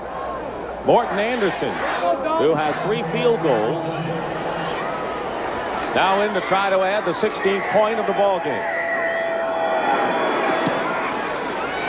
And the kick is good. Anderson has been perfect on PATs this year. And there's Mike Jones in his second year, acquired from the Minnesota Vikings a year ago. Notice McKyer is way off of Jones on the outside. It's about 8 yards off. Hebert reads this, turns around, and throws to the receiver that's going to get him the first down. Now McKyer, who gambles, he misses, and then Jones outruns him all the way in for the touchdown. And the Saints have scored on their last 3 possessions. Next Saturday, the game of the year, Oklahoma-Nebraska on CBS Sports. The New Orleans Saints leading 16-7. And the biggest lead for either team. Mike Jones, who caught the touchdown, the first score of the game for the Saints, to give them the lead. Morton Anderson kicking off to Del Rogers at the goal line. Penalty markers fly as Rogers is stopped by James Haynes after bringing it out to the 23. Haynes made the tackle, penalty marker on the play. So it'll be up to Joe Montana to try to generate something. Personal foul, clip on the kick return team. And that'll make things even more difficult for Mr. Montana. Get a number. He's getting a number. And the number of the player, number 44. Tom Rathman. He'll spot the ball just inside the 10-yard line. And Joe Montana bringing out the 49ers. 11:15 remaining here in the third quarter. Montana 2 of 6 for 18 yards. First down, Roger Craig. Out to the 14 before Jim Wilkes makes the tackle. Stopped by Wilkes in the 14-yard line. Second down and a long 5. Next Sunday on CBS, the NFL Today, the Bears, who have a date tomorrow against the Broncos, go against a familiar opponent, the Lions. 49ers play Tampa Bay, Atlanta, and Minnesota. The Vikings won a big one today. And the Giants against the Saints. Montana finds Craig, who goes out of bounds, chased there by Ricky Jackson. And a penalty marker down, and Jackson is arguing what appears to be a late hit call against him. The Saints doing good job of coverage, not allowing Montana to get the football down in the 8 to 10 mile. Personal foul on the defense, number 57. Tackling the offensive man out of bounds. First down. Forcing Montana to throw his outlet passes with little reserves. There it is, out of bounds. And there's the hit. They're claiming that Jackson hit him late out of bounds. Boy, they're calling them close. I can't see these calls, but I don't guess you can touch a guy once he absolutely clears the playing field. So the 49ers, who did not have the first down on that play, certainly do now. Out to the 32-yard line. First down, Montana pumps, and wide open on the other sideline is Craig. And Craig is brought down at the 37-yard line by Antonio Gibson, the strong safety, with help from Sam Mills. Craig has caught 5 passes now for 21 yards, and coming into the game was the leading all-purpose producer in the National Football League. Last week, Montana was 36 for 42, 36 for 49. And the thing about it is he only had 280 yards out of it, so his passes are controlled tight. 5-6 yards. I believe if he just goes 5 and 6 yards, hey, the Saints, you know, they might stop all that stuff. Fumble. Craig loses the ball, and Jackson is in on it, and it's recovered by Craig. Craig recovers his own fumble. And that might have been disaster for the 49ers. And right now, they have to think they're out of sync offensively. Well, there's no continuity. Montana comes out, and the thing that Walsh will do when he starts Joe Montana, he will sometimes come out and throw 5, 6, even as many as 10 passes in a row. All of a sudden, Montana's getting 5 yards, 7 yards, 5 yards, 15, break a tackle, 35. And today, coming in, not practiced all week, he hasn't had that luxury. He hasn't found the real rhythm yet. 3rd down and 8 at the 34. Dwight Clark has come in. He has yet to catch a pass. Montana's toss to Mike Wilson is good enough for a first down for the 49ers to the 44. And here's a guy who has really taken a lot of the heat off of Rice, who gets doubled. And Mike Wilson, who is big and has had some big games against the New Orleans Saints, including a touchdown in the first meeting, made a big catch there for another first down. 8:45 to go, 3rd quarter. Saints with a touchdown, leading the 49ers 16-7. Rathman gets the call, and the fullback storms his way into Saint territory, close to another first down, and Brett Maxey makes the stop. Counteraction in Bruce Colley, 69, and Harris Barton, the right tackle, both leading. There's 69 Colley, the right guard. Barton right behind him, leading up inside, and then Rathman, going off their blocks, goes up for the first down. First carry of the game for Tom Rathman as Maxey made the stop, and nothing but praise as they measure for the first down from Bill Walsh, who said that Rathman is as good a blocking running back as he's seen in the game today. Bill Walsh once made the statement that the offense of the 80s will be a 2-back offense, not a 1-back offense, and he was looking for a fullback so that he could move Craig over and utilize Craig as a runner and a receiver and let Rathman get the tough yardage and blocks. Joe Cribbs comes into the ball game. He's been hampered with a knee injury the last couple of games. He's in there with Rathman on 2nd down and 1. Niners on the Saints 46. Rathman is stopped and may not have made it. Let's see if his second effort was successful. Tony Elliott was the first to get to him. Well, the thing about that, if Rathman kept moving his legs, and as the side judge came running in to mark it, Rathman kept moving, and by the time he got to him, it appeared he'd made the first down. It is a first down for the 49ers, and hard work by Tom Rathman out of Nebraska.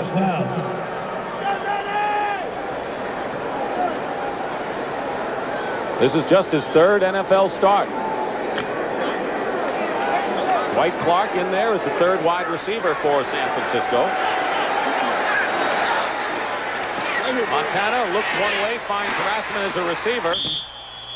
And making the stop is Pat Swilling at the 44-yard line of the Saints. And the report on Roger Craig is that he has a slight concussion. And there he is on the 49er bench. It's 2nd and 8. Well, if he's out of the ball game now, what they lose is they lose a back that can run for 1,000 and catch passes for 1,000. Maybe that's why we're seeing Clark in there. And now Rathman will be the guy that will be carrying the brunt of their running game. But look for Montana to continue throwing the little short passes. They've worked percentage-wise. He's a perfect 4 for 4 here in the second half.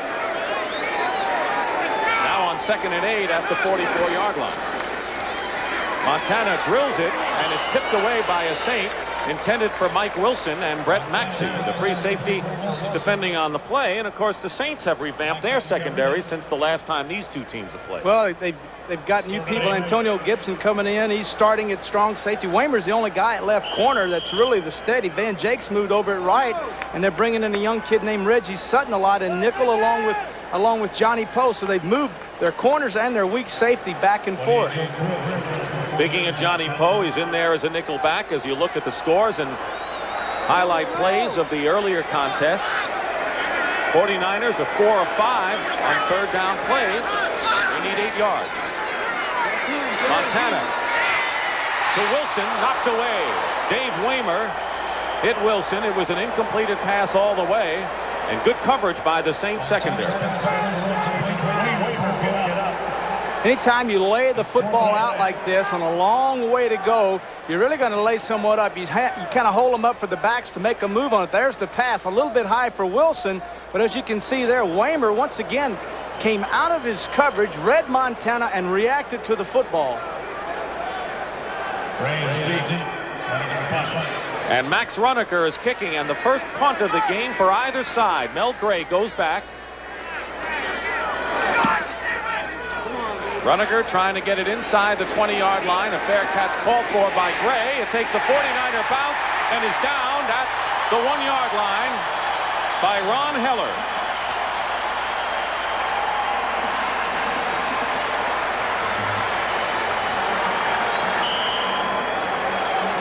So Runeker makes his first punt, and the first punt by either side a beauty. Timeout. 7 minutes remaining in the third quarter. The Saints lead the 49ers, who have won 7 straight games. That's the best they've done since a 7-game winning streak in '84, the year they won a Super Bowl. But now the 49ers have the Saints back up to their own 5-yard line.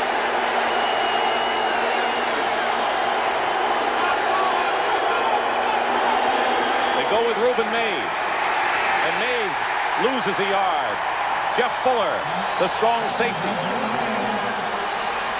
Jeff Fuller is mirroring the tight end, Hobie Brenner. When Brenner goes in motion, Fuller, 49, runs with him. And what the Saints have done so far in the first 2.5 quarters, here in the third quarter now, is go to the 2 tight end side, and they're throwing the ball to the backs and running them on that side. Well, Fuller, a presence on defense for the 49ers. 2nd down and 12. 6:20 remaining in this third quarter. 3 tight end alignment for the Saints.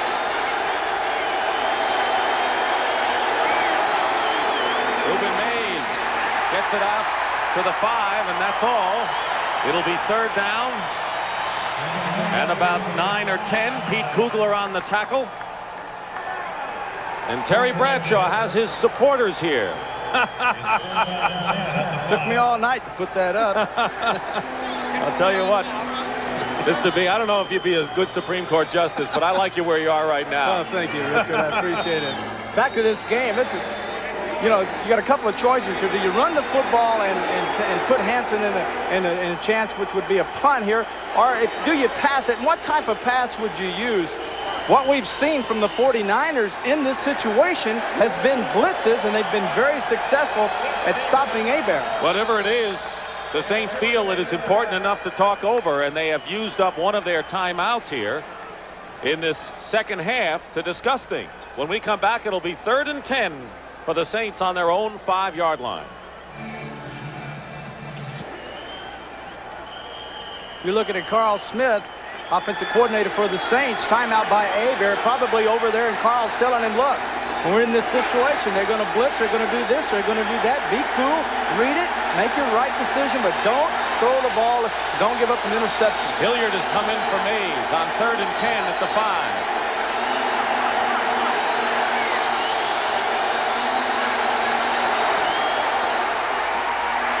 Hebert is going deep for Martin, and it's knocked away, incomplete, and it's Don Griffin who made the play downfield. It's 4th down, and right now we're going to send you to New York for a report on the Giant-Eagle battle going on now. Well, Dick, here's how the Eagles took that lead on the Giants. Randall Cunningham, who is run for 1, scares the dickens out of the Giant defense. They leave Byers open, and they score. Back to Dick. Brian Hansen will kick from the back of the end zone.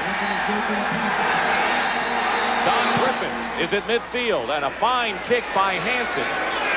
Griffin back to his 44, bobbles it, and goes down at midfield. A 51-yard kick by Brian Hansen gets the Saints out of danger. Joel Hilgenberg made the tackle, but the 49ers will have terrific field position with 5 minutes and 14 seconds remaining in this third quarter and trailing by 9. Wouldn't you like to be one of those guys that could put one of those little meters on a punter's arm and, you know, check his blood pressure out? I can't imagine what it would be like standing with your back foot back on that white line in the end zone, having to punt. Be good out there with a guy holding this thing, you know, while he's ready to punt. I think it'd be interesting. Craig and Harry Sidney are in the backfield. Craig is back, and the pass to Sidney behind the line, and he's going deep to Jerry Rice. He's got it. Touchdown!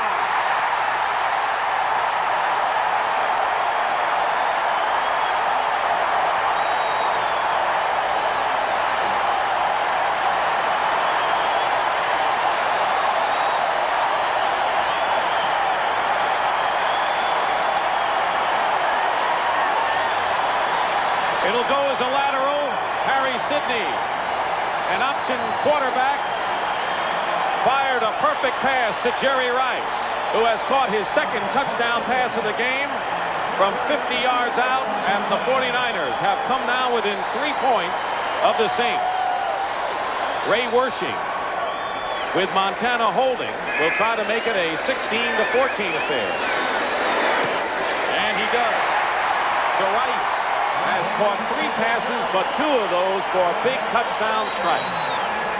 Montana dropping back. Sidney, 24, will bowl back deep behind the line of scrimmage. This is a lateral, but to Waymer, it appears to be a forward pass. He comes up to make the tackle, and holy cow, he's got Antonio Gibson way underneath Rice, who gets behind him for the touchdown. And this crowd is alive again.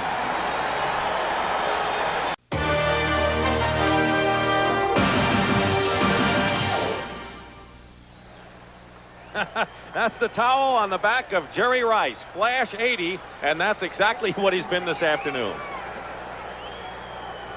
Touchdown catches of 50 and 46 yards to account for the 49er touchdowns at 16-14. Ray Wershing will kick off.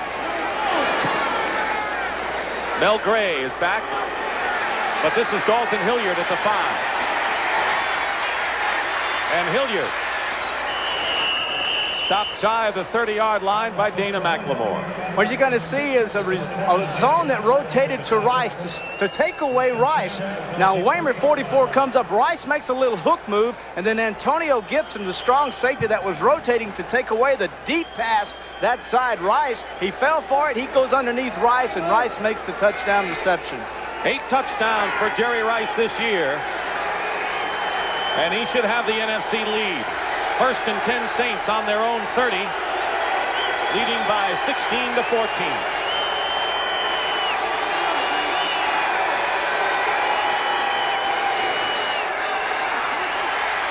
Hebert going up top. Incomplete. He was looking for Cliff Benson, and Jeff Fuller was covering downfield. Excellent call. I like this call, coming out on 1st down, and Hebert had the option that time of 3 receivers, picked out one, laid it up there, and unfortunately for him, it was incomplete. But the idea of coming out, you've run now, and you come out, you've got room here to throw the football. So I think it was a good decision to do that. 2nd and 10.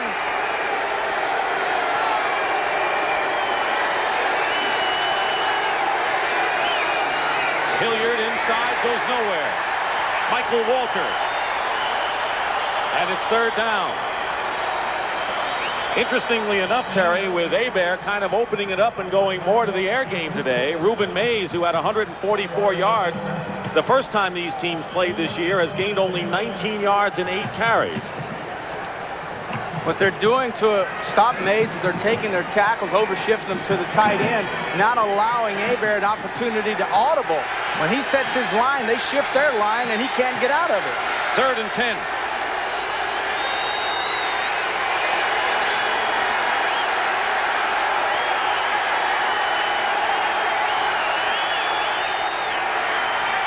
Hebert in trouble.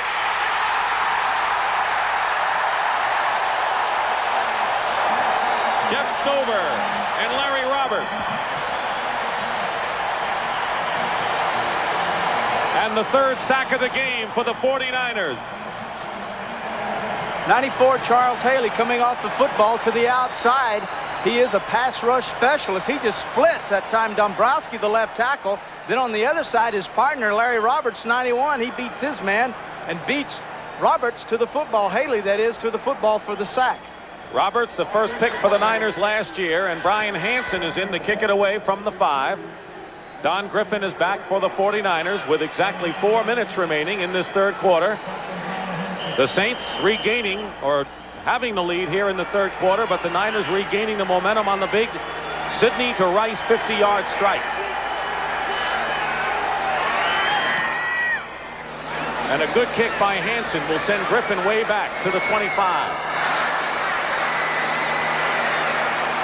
And down he goes. So Hansen gets the Saints out of danger again. Reggie Sutton making the tackle out of danger until someone pulls a wild play and a 58-yard kick.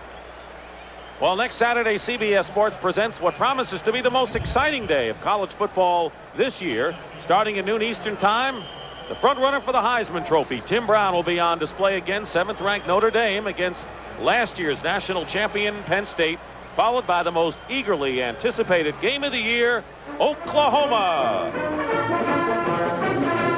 That's right, folks. The #1 ranked Sooners against Nebraska Cornhuskers. Very special double hitter here today. College football. That's the main thing. Yes. Penalty marker down before the snap. You're right, it is a doubleheader. Ball starts. Number 69 on the offense. First down. Right guard Bruce Colley that time. Well, for those people who say, well, wait a second, we heard the Oklahoma fight song, where's the Nebraska? Well, here they are. Well, here they are.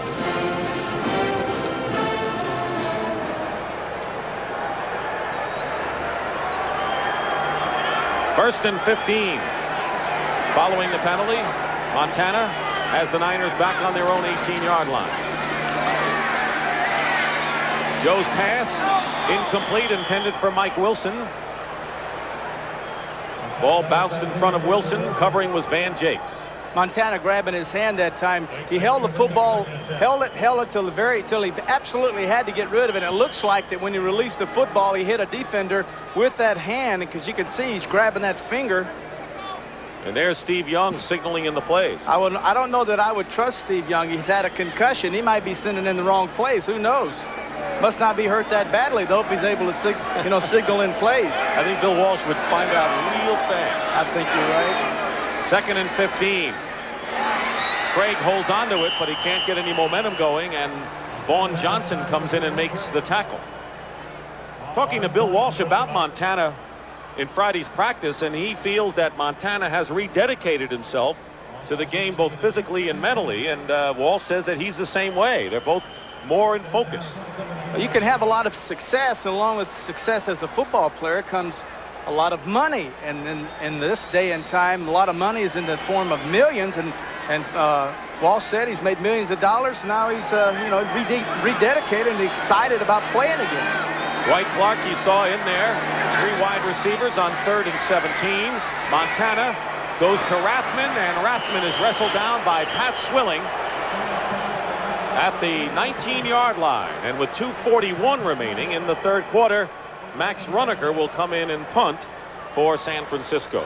Yeah, I'll tell you, the linebackers for the Saints today have absolutely taken away the zones. There's no areas for Montana to throw the football in there, and what he's having to do is just dump it off, and then the great reaction by the linebackers to get up and stop him from making the first downs. There's Mel Gray back for the Saints.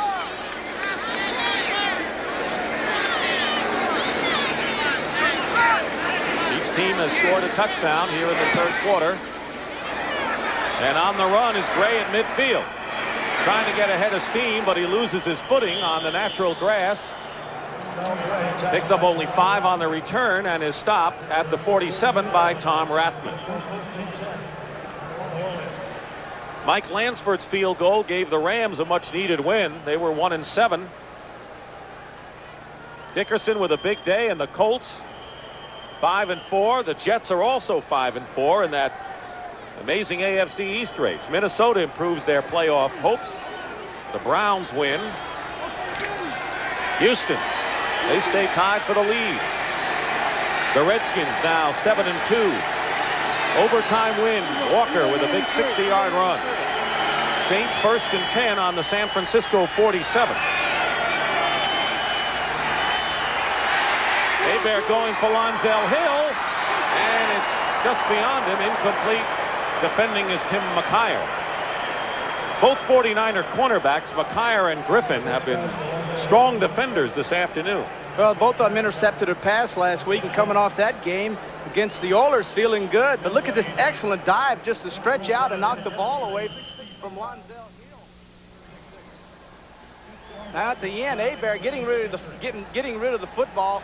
It's spun around by the defensive back, but hey, that's no big deal. Quarterbacks get hit every time. 2nd and 10.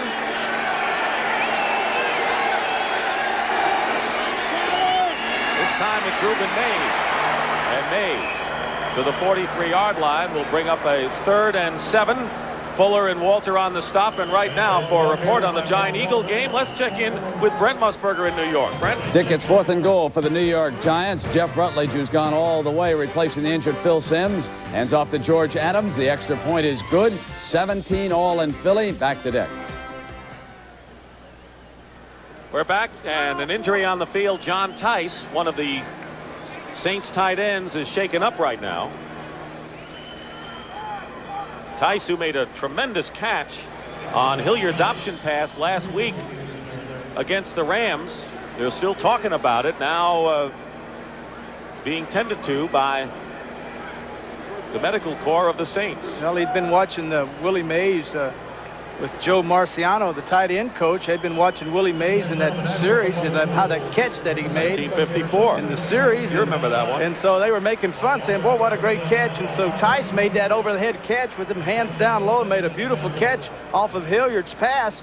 And then they called him Say Hey, Say Hey Tice.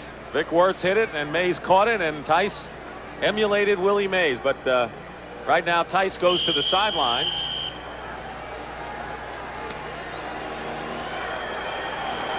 It'll be 3rd down and 6.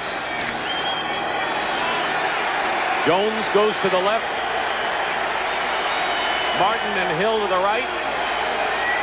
And they bring in Hilliard as well. They have 3 wide receivers, including Hill to the right, on 3rd and 6.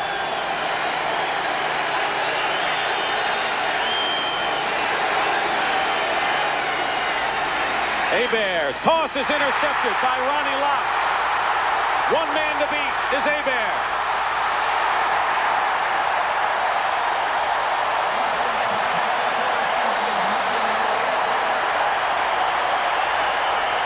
And Ronnie Lott with his first interception of the year after leading the National Football League with 10 last season. Hebert said 3 receivers to the right. That's nowhere to go. We're going up here where it's man on man. But the problem is the routes to the inside, as you can tell there. And all that it does is allow Ronnie Lott to read Hebert's eyes and break off his throw. And good for Lott was that the receiver was coming right at him, made it very easy for him. He returned a fumble 33 yards. The first time they played, this was a 34-yard run. And now Rathman on 1st down at the 31 gets 2 yards to the 29 before Sam Mills makes the tackle. So Ronnie Lott,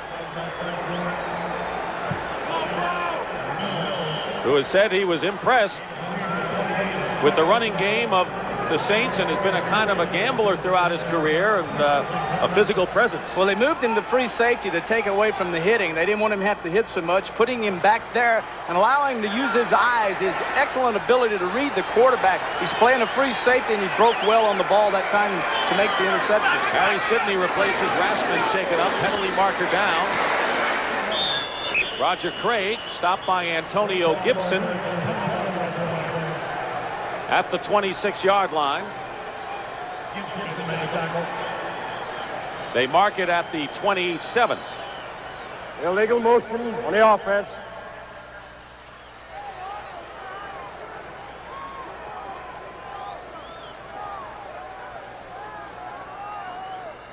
Illegal motion. 2 men moving on the offense, and the penalty will be declined.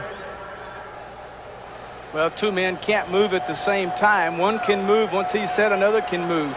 Darth Vader in the huddle for the 49ers.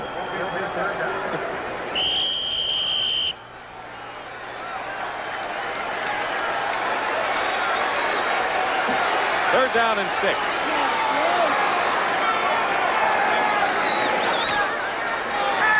Montana, penalty marker down, and is stopped behind the line by Frank Warren, and we may have a holding call against San Francisco.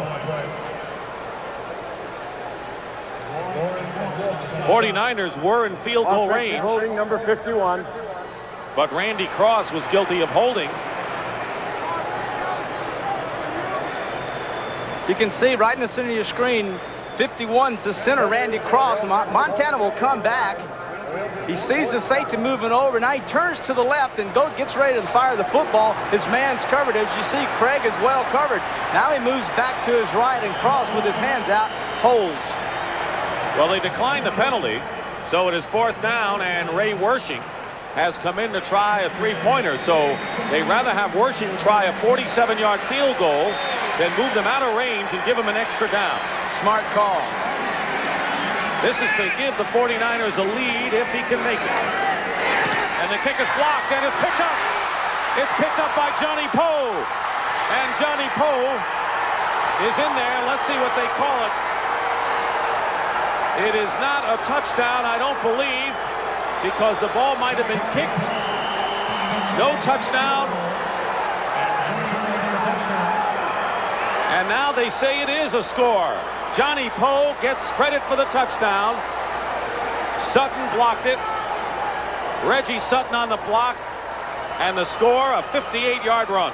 You're going to see the block coming off right in the center of your screen, 29, Reggie Sutton. And now you're going to see Poe waiting right there for it. He will go all the way for the touchdown, reminiscent of the first game when Max Runiger, the punter, had his punt blocked in the air by Alvin Tolles, who picked it off and ran it in for a touchdown. So I would say right now the Saints special teams have the upper hand on the 49ers. And this place is stunned, and you'll watch the reaction of Jim Mora as instead of Wershing possibly giving the 49ers a 1-point lead, it is now 22-14 in favor of the Saints with Morton Anderson. Conversion is good, and it is now New Orleans in front, 23-14. Very unusual to see field goals or extra points blocked coming from the outside. It takes a special athlete to do that. 3 seconds remain in the third quarter, and the Saints lead the 49ers 23-14.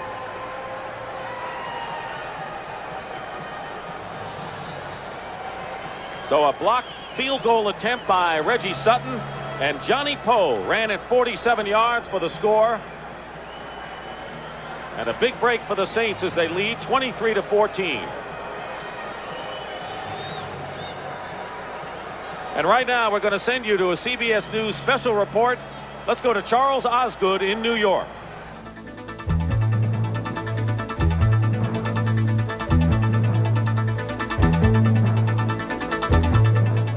From CBS News, this is a special report. I'm Charles Osgood. There has been a plane crash in Denver. A Continental Airlines flight, a DC-9, taking off in a snowstorm for Boise, Idaho, flight 1713, flipped over on the runway and skidded down the runway upside down for about a quarter of a mile before coming to a stop. Some passengers were thrown from the fuselage.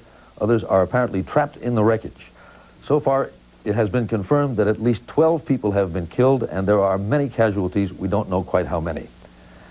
We believe that there were 76 passengers aboard and a crew of 5. That would be a total of 81 people aboard the flight. That is the information that we have as of now about a plane crash at Stapleton International Airport in Denver. We'll have more details later on this station, and I'll have more on the CBS Sunday Night News. This is Charles Osgood.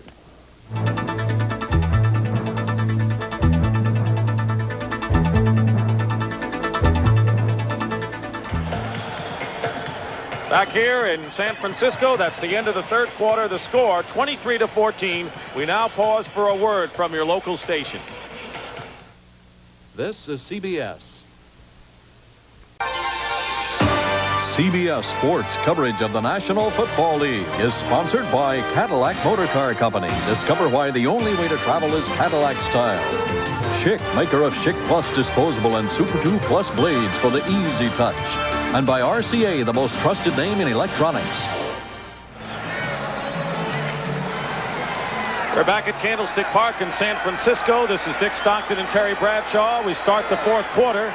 49ers have a 1st and 10 on their 35-yard line, trailing by 9 points. Russ Francis, the intended receiver, loses the ball. It's an incompleted pass with Ricky Jackson defending. And let's go back a bit, Terry. on the decision to decline the penalty against San Francisco and forcing the long field goal attempt, and you said it was a right call, and it turned out to be righter than anyone knew. Well, absolutely. The special teams for the Saints have certainly been improved over the last few years, and the block, Reggie Sutton, to block that kick coming around from the outside is the hardest way to do it. Normally they're blocked up the middle, but to dive and extend himself was a great effort. It'll be 2nd and 10 for Montana on the 35. This time it's Craig. Breaks a tackler and is brought down at the 38-yard line by Dave Waymer. Sam Mills also in on the play. So here's the story of this game. The 49ers coming in with a 7-game winning streak and a big 2-game lead over the Saints, knowing that if they were to win this game, they would just about wrap things up in the division, because a 3-game lead with 6 to play, having beaten the Saints twice, would have given really them enough margin. But now, if the Saints hold on to their lead in this 4th quarter, they're in the race, certainly helping themselves in the wild card at least. 3rd down and 6. Montana gets out of trouble, and he finds Russ Francis. 1st down into Saint territory. Stopped by Antonio Gibson at the 45 of New Orleans. Gain of 16. Takes a special athlete with a special feel to be able to avoid these sacks. Now you can see right here, Wilkes has Montana. He ducks under him like Houdini, comes up, and then he finds Francis crossing. Credit this to Montana. Not his running ability, not his scrambling ability, but his great sense of presence and how to react under real adverse conditions. And the first catch of the game for the veteran Russ Francis.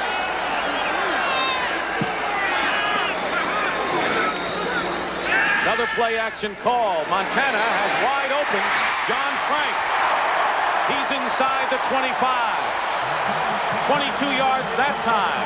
Waymer on the tackle. Another 1st down. Dwight Clark, 87, takes his man extremely deep that time. There's no one laid out on the outside. And now you're going to see 86 Frank, who will come out across and run deep into the area where Clark cleared for him, and he's wide open for the reception. He's the best blocking tight end the Niners have, but showed his ability as a receiver. 1st and 10 on the 23. Craig slipped up and is knocked back at the 20-yard line. He'll get credit for a 3-yard gain. Pat Swilling and Sam Mills, two of those outstanding linebackers on the stop. And plenty of time in this game. A 9-point lead against Joe Montana doesn't really mean that much with 12. Not a lot, and the reason they're running the football is to set up their play action. The linebackers of the Saints are so aggressive, and they haven't really been able to do anything running the football, but they play action, it freezes them, and Montana can go in behind them. 2nd down and 7.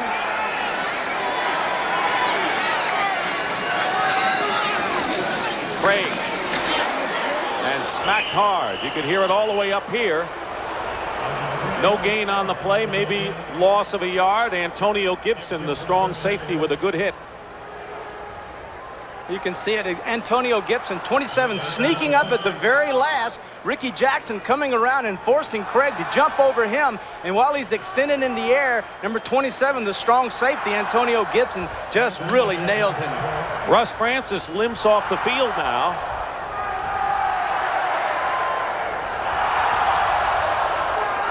Well, Ron Heller, 89, will take his place, and he's certainly been playing well lately. Well, Frank is in there, 86. 3rd down and 8. Montana across the middle, Rice, and Rice is brought down. 5 yards shy of a 1st down by Johnny Poe. And it'll be 4th down, and Ray Wershing will check into the game. You always like to get Rice crossing the field, because if he gets the defensive back trailing and catches the football, then he'll go for the touchdown. But as you notice, no one's with him. It's a zone. They're just sitting there waiting on him. And then finally, Johnny Poe, 25, makes the stop. So if he's got man coverage, you get easy 6. If it's zone, you just catch it for 4 or 5 yards.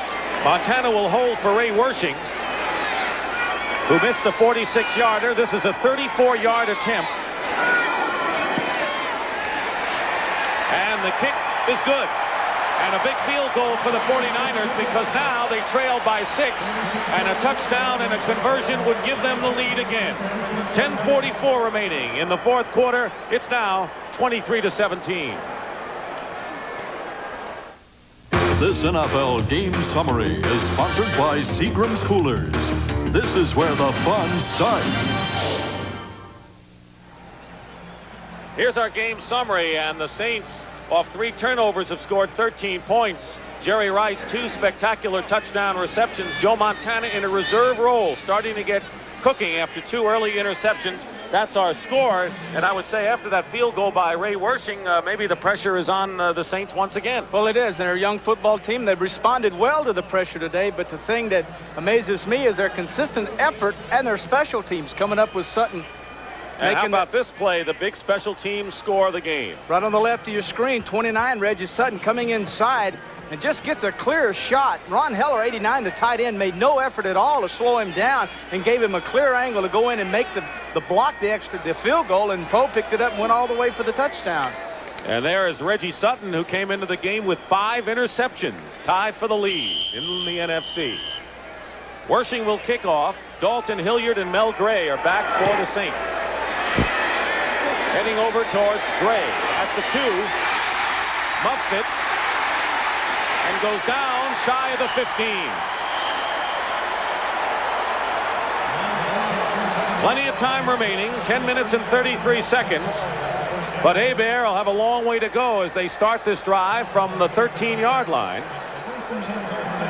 23-17 the score at halftime. The Saints led 9-7 on the strength of 3 Morton Anderson field goals. Nothing that Jim Moore would like more now than to have his good, solid running attack eat up that clock. Hebert not having to make 3rd down and 10 conversions, but only maybe 3rd and 1 or 3rd and 2.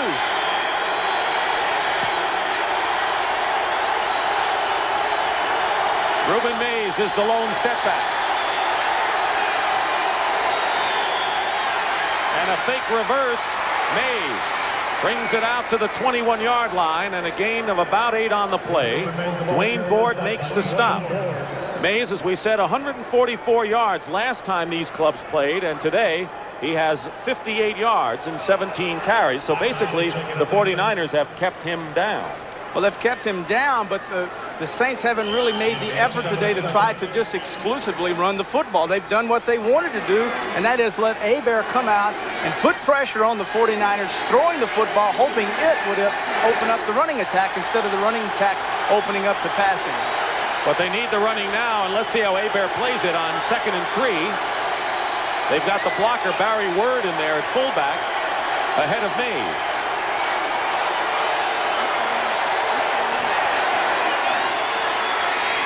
Mays fighting his way, appears to have the 1st down at the 24-yard line, and it was Kevin Fagan and Pete Kugler on the stop, and Jeff Fuller is shaken up for the 49ers.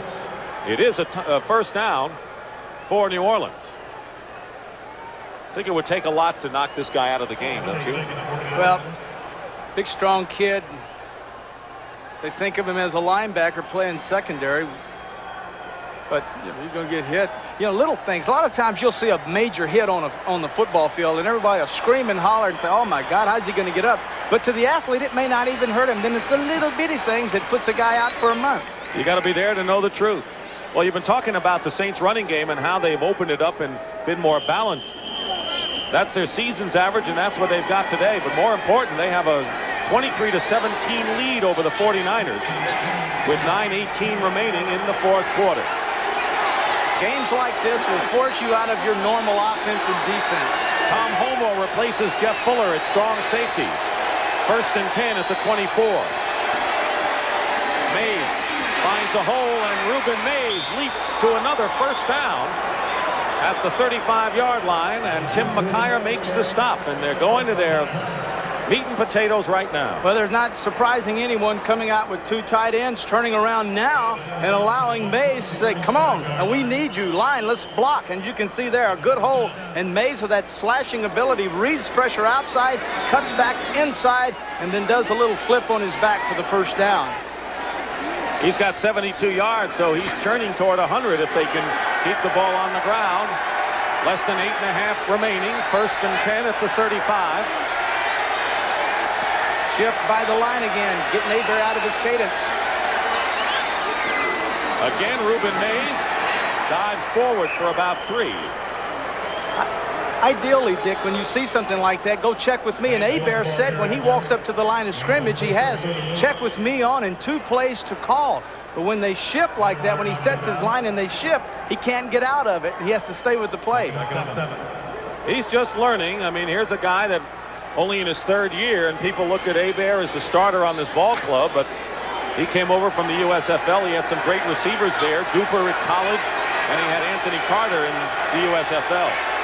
Dalton Hilliard in there now, 2nd and 7.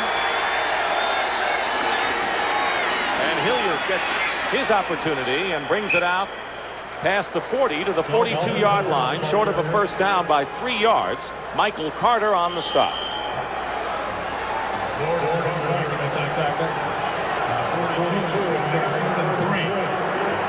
Didn't work much this week, did Carter? Had a great game against the Saints earlier at the Superdome. Shaken up with an injury. But now it's 3rd and 3. Winding down to 7 minutes to go. So I would say this may be an important 3rd down for the Saints.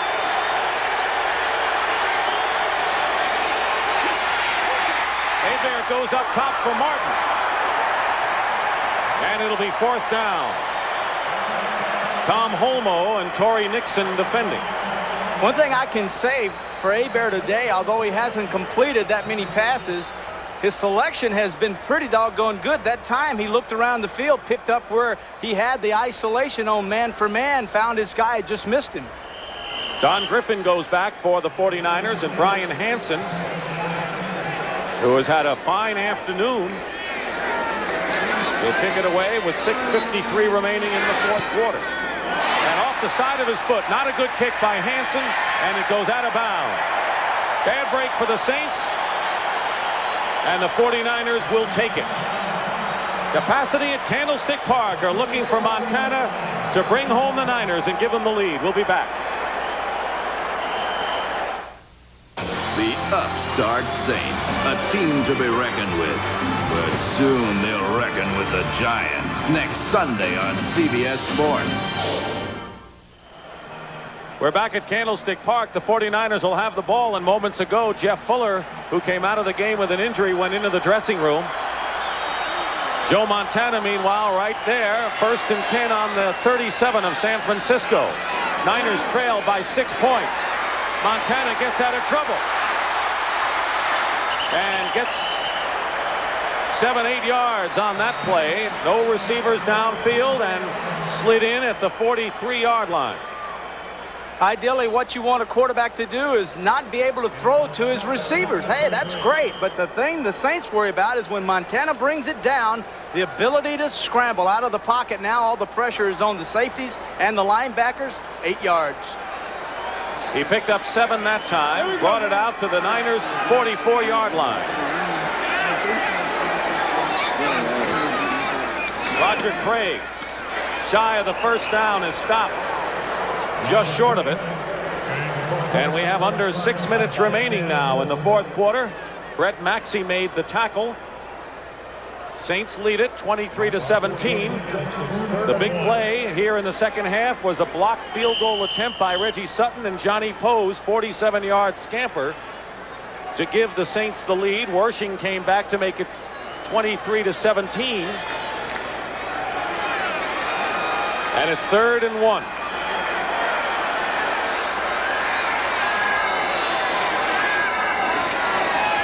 It's Rice on a reverse with Colley blocking, and a first down to the 48 of New Orleans. Jakes and Mills on the tackle. Unbelievable call. Most coaches in the National Football League would not make this call on short yardage, 2nd and short yardage. They just wouldn't make it. There's too many risks involved, and if you're nailed behind the line of scrimmage for a 5 or 6 yard loss, man, you've really put yourself in trouble. You can see Colley, 69, the guard, leads the way for Rice. Rice had the option of going outside, but he knew he had to get the first down, and so he took it up inside for the first down. He ran a reverse for 17 to start the game for the 49ers, and now it's a first down at the Saint 49. Roger Craig finds a hole, and Vaughn Johnson got a hold of him and stopped him after a 2-yard pickup. There's the clock. The Saints have 2 timeouts left, but the 49ers have all 3 of theirs. Well, there's one nice feeling that you could have if you're a defensive player for the Saints, and that is the 49ers have to score. Sound like a field goal here where you just have to bend and, not break, but don't give them the touchdown. These guys have to score. And they got to score against the #1 defense in the league. Against the pass also. 2nd and 7.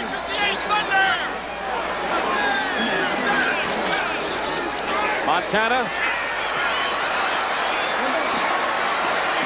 throws it out of bounds. Joe Montana has nowhere to go and threw it out of bounds. The intended receiver was Rice.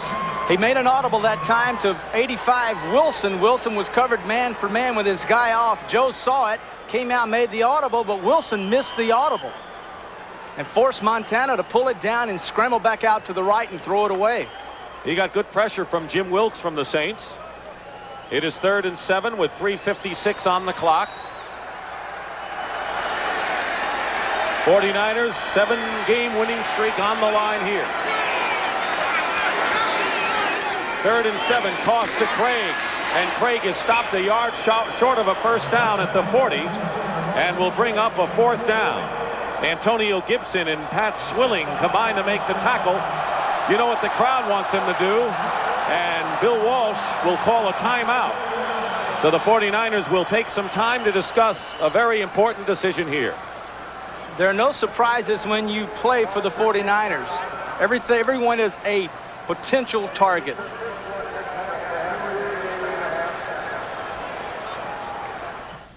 Working to be the best they can be. Teammates sponsored by the U.S. Army. Randall Cunningham and Greg Garrity are teaming up to key the Eagles' drive for the playoffs. In the last 2 weeks, they have snatched victory in the final seconds over division rivals. First versus St. Louis. And then in even more dramatic fashion against the Redskins. Cunningham and Garrity, individually they're good. As teammates, they strive to be the best they can be. Two of college football's greatest rivalries are headed your way. A year ago, Notre Dame almost upset Penn State, but this 4th down pass failed. In 1971, Johnny Rodgers of Nebraska exploding against Oklahoma.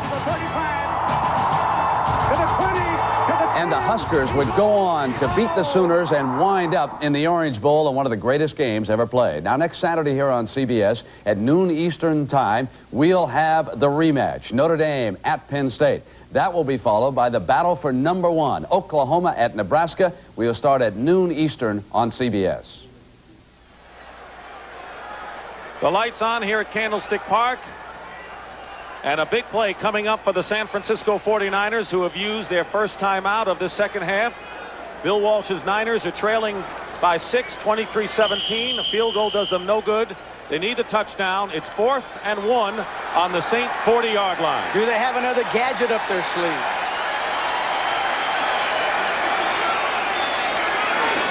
They go to Craig. He's got the first down and more. Out of bounds, chased by Van Jakes.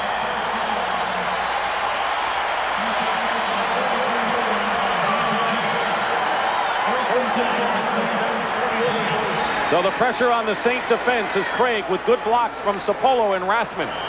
With 3.5 minutes remaining and a first down on the New Orleans 33-yard line. Saints scored first. Jerry Rice caught the first of 2 big touchdown passes. It was 9-7 at the halftime on Anderson's field goal. Big playoff special teams. Wersching brought him within 6, and now Montana will try to get him closer. Craig. Wrestled out of bounds inside the 30 by Dave Weimer. And a gain of about 4 on the play. Well, you try to fool him a couple of times. You come out on 4th down. A simple little pitch back to Craig. Gets a big first down. Open up with another run. But I can promise you, I can almost guarantee you this is going to be a pass. 3:24 down. 2nd down. There's the timeout story. On the 29 of New Orleans. Rice to the top. Wilson to the bottom.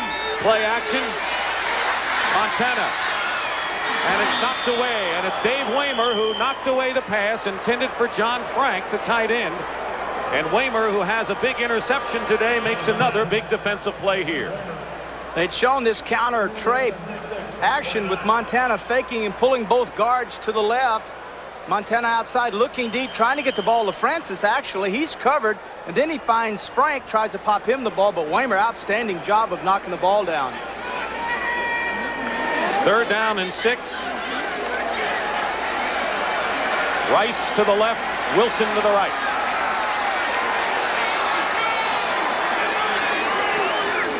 And it's Craig. And Craig is stopped at the 30-yard line. And the New Orleans defense clamps down. And the crowd wondering why that was a run instead of a pass. And we're winding to 3 minutes. Bruce Clark with help from Jim Wilkes on the big play. And it's 4th down and 7. And the 49ers call their second timeout of this second half. Well, the surprise element, Walsh is known for surprising teams, doing the unusual at a very normal time. That time we're all expecting pass. He says, great, we'll run the football, gains nothing. We're going to run down the scores for you. These are games still in progress.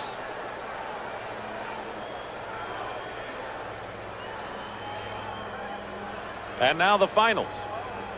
It is 4th and 7 at the 30. Saints 5-3 with the 4th best record in the NFC, Terry, but they have a lot to prove with the only victories against winning teams, the Cleveland Browns in the opening game of the year and the Chicago Bears during the replacement game. So the Saints are looking for a solid win against a solid winning club, and this is their best chance. They need a victory like the Eagles got last week over the Redskins, because they proved to themselves that if we can beat a real contender, then we belong there, and all of a sudden your confidence just soars. So today they're saying that if we can beat these 49ers, by golly, we're good enough. And the confidence that you gain from that kind of victory, you cannot measure. I remember playing for the Steelers. I said, if we could just beat Oakland or Kansas City, who at that time, were the big teams, we could just beat one of those teams, boy, I'd really feel like we're on our way. We beat both of them, went on and won the Super Bowl. That was just one of them. Well, one of the Super Bowls. Beat them again the next year, too, just so it wasn't an accident. Jim Mora's got to be a bit anxious on that sideline. 4th down and 7 at the 30-yard line with exactly 3 minutes to go. Rice is on the right this time. And an inside fake handoff and a throw wide open and a touchdown. Ron Hiller.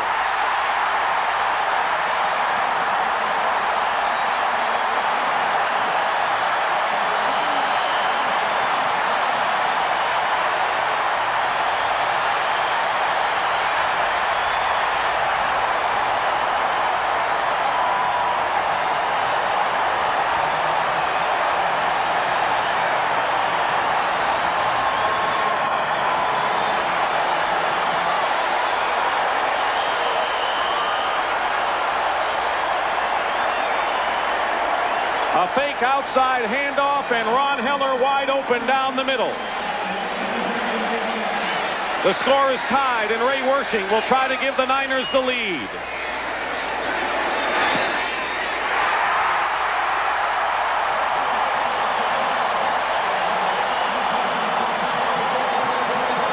Maybe the heir apparent to the tight end job, Ron Heller, a free agent. To the left of your screen here, Dick. Montana coming out. Little fake draw. The draw they'd run earlier brings the linebackers up, and when they step up, they open up the middle lane, and there's Heller, 89, all alone for the touchdown. Credit this with a fake to Craig to hold the linebackers, allowing Heller behind them. Heller now on the outside goes down. No one touches him because they see the fake to the fullback. Now all of a sudden Antonio Gibson, 27, says, oh no, touchdown. Heller caught a touchdown pass the first time these teams played for 39 yards. And the 49ers lead by a point. Plenty of time for the Saints to get in position for a possible field goal attempt. The first time they played at the Superdome, the Niners won it 24-22. The score right now is 24-23. Wersching will be kicking off. Dalton Hilliard and Mel Gray are back. Gray on the right. One of the keys that made that touchdown available was they were so afraid to go man coverage on Rice that they went zone, which was the perfect call by Ray. End over end. It'll go to Mel Gray at the 2.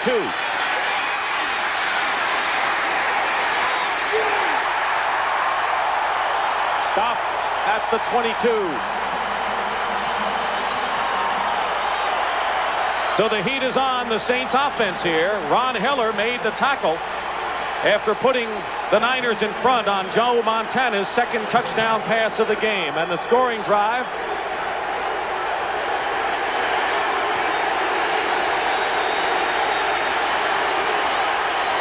a 4th down pass to Heller.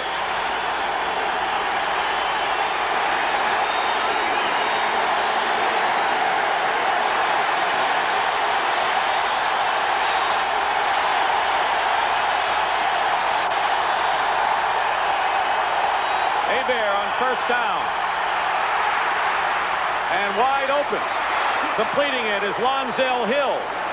And out of bounds is Lonzell Hill, and a 21-yard pickup quiets the crowd with 2:37 remaining. Smart route by Hill in the slot. Number 87 simply comes down, gets inside of Fuller.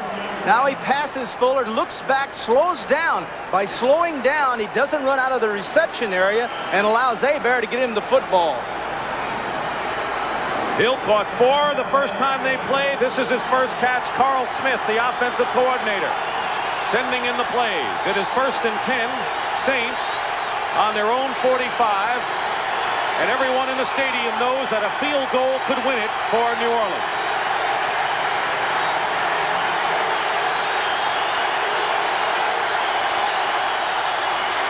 Hebert completes it to Martin into 49er territory, and Eric Martin is knocked out of bounds inside the 25 by Ronnie Lott. A big gain of 31 yards, and now the Saints are in business again. Quarterbacks that can do it under pressure are the ones that'll be champions. Anyone can do it when there's no heat on you, but the cream really comes to the top when everything is in your face and you have to make it happen. Hebert scrambling out. Martin, simple route underneath. Boy, an excellent block that time by Jones to free Martin. Good heady running by Martin, getting out of bounds, stopping the clock. Interestingly enough, the Saints, they haven't scored yet, but they're doing it in such a hurry. The 49ers are going to have a chance if New Orleans scores. Hilliard in the backfield. 1st and 10 on the San Francisco 24. Blitz and a handoff to Hilliard. Hilliard gets a couple before Clyde Glover and Ronnie Lott bring him to a halt. But Hebert with 2 big passes to Lonzell Hill and Eric Martin, good for 52 yards after 4 of Hebert's last 5 passes had missed the mark. And getting ready, waiting in the wings, is Morton Anderson. And a timeout. The 2-minute warning is here. The drama continues, and we'll be back to Candlestick after this.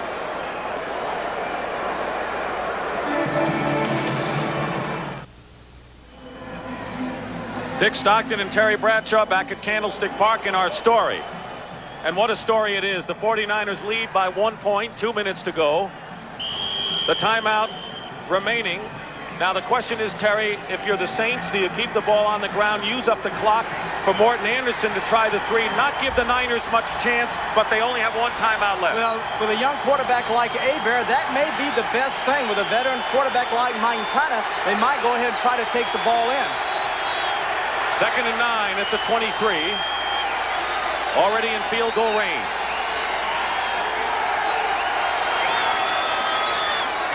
And Hilliard gets tripped up by Keena Turner.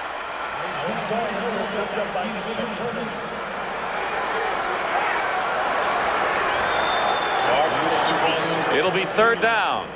And coming up next on CBS, 60 minutes, except on the West Coast and Mountain Time zones, where it will be seen at its usual time. Clock is running and 1.5 minutes remaining. Morton Anderson.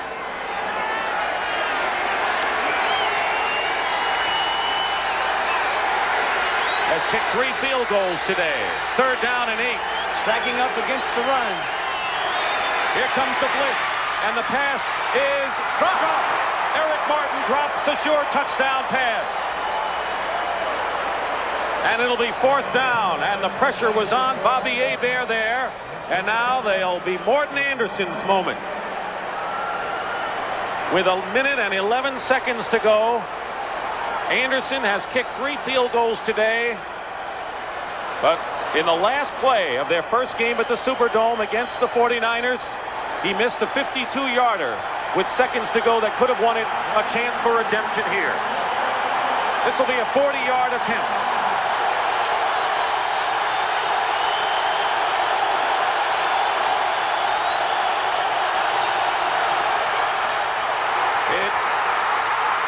Is good.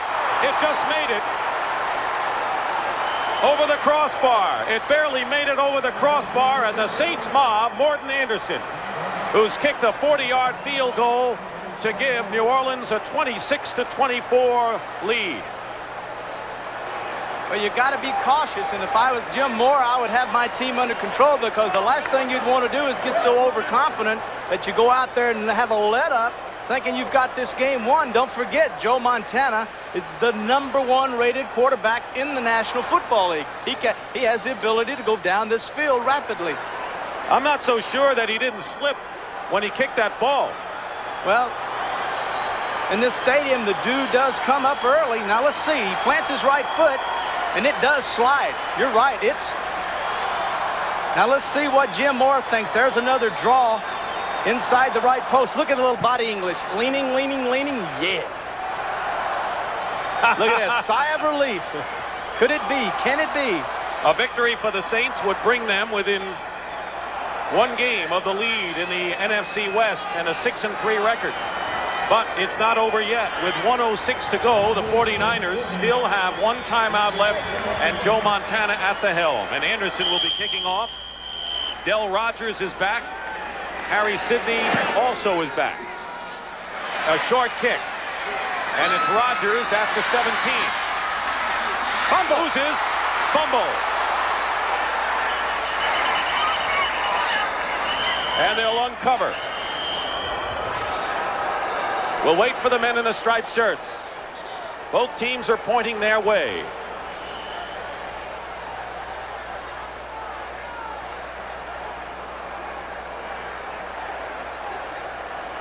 Maybe an agonizing wait for many, but there are a lot of people that they got to get through. Well, Harry Sidney, 24, is coming off the field. He pointed our ball. No big deal to him. He's all the way off the field now. 49ers held on to it with 1 minute and 2 seconds remaining. Gene Atkins made the hit on Del Rogers. Well, this is a chance for Morton Anderson to really put the ball deep into the end zone. That would help, but that wind is coming right into his face, held the ball up. Now you're going to see there's the fumble by Rogers, and now it's just a scramble, and I'm not even going to attempt to try to tell you who recovered it. He's probably still under there. 1:02 to go. Question. Now, do you play tight or do you play zone? Do you play soft? Do you play hard? There's the ball right in the middle. Now, it appears that a 49er has it, but now 39, Brett Maxey's the guy looks like who recovered the fumble. Whatever it is, it's 49er ball. 1st and 10 at the 25 with 1 timeout left. 3 points would give him the win. Pass to Craig. He'll go out of bounds and stop the clock with 56 seconds to go. Tonight on CBS starts with 60 Minutes. He may go down in the history books as the Typhoid Mary of AIDS. Watch 60 Minutes tonight on CBS. And following 60 Minutes, it's Murder, She Wrote, starring Angela Lansbury. Followed by the CBS Sunday movie Mayflower Madam. Candice Bergen stars in the true story of Sidney Biddle Barrows. That's all tonight on CBS. 2nd down and 3 at the 32. Montana swings it out to Craig. He's got the 1st down. Out of bounds at the 39 with 51 seconds left. 6 seconds to run that play. Now, the thing that's going to happen here, Dick, is that the Saints continue to drop off at 6 seconds of play. What Montana's simply going to do is turn around, give the ball to Craig, let him get 6 and 7 yards a pop, and before you know it, they'll be down around the 20 to 25 yard line. Still 1 timeout left for the Niners. 7 defensive backs for the Saints. Swing it out to Craig. He gets by 2 tacklers and is stopped at the 45, and now the 49ers want to use their last timeout. Jackson and Jakes on the tackle. San Francisco is out of timeouts and will be back to Candlestick after this.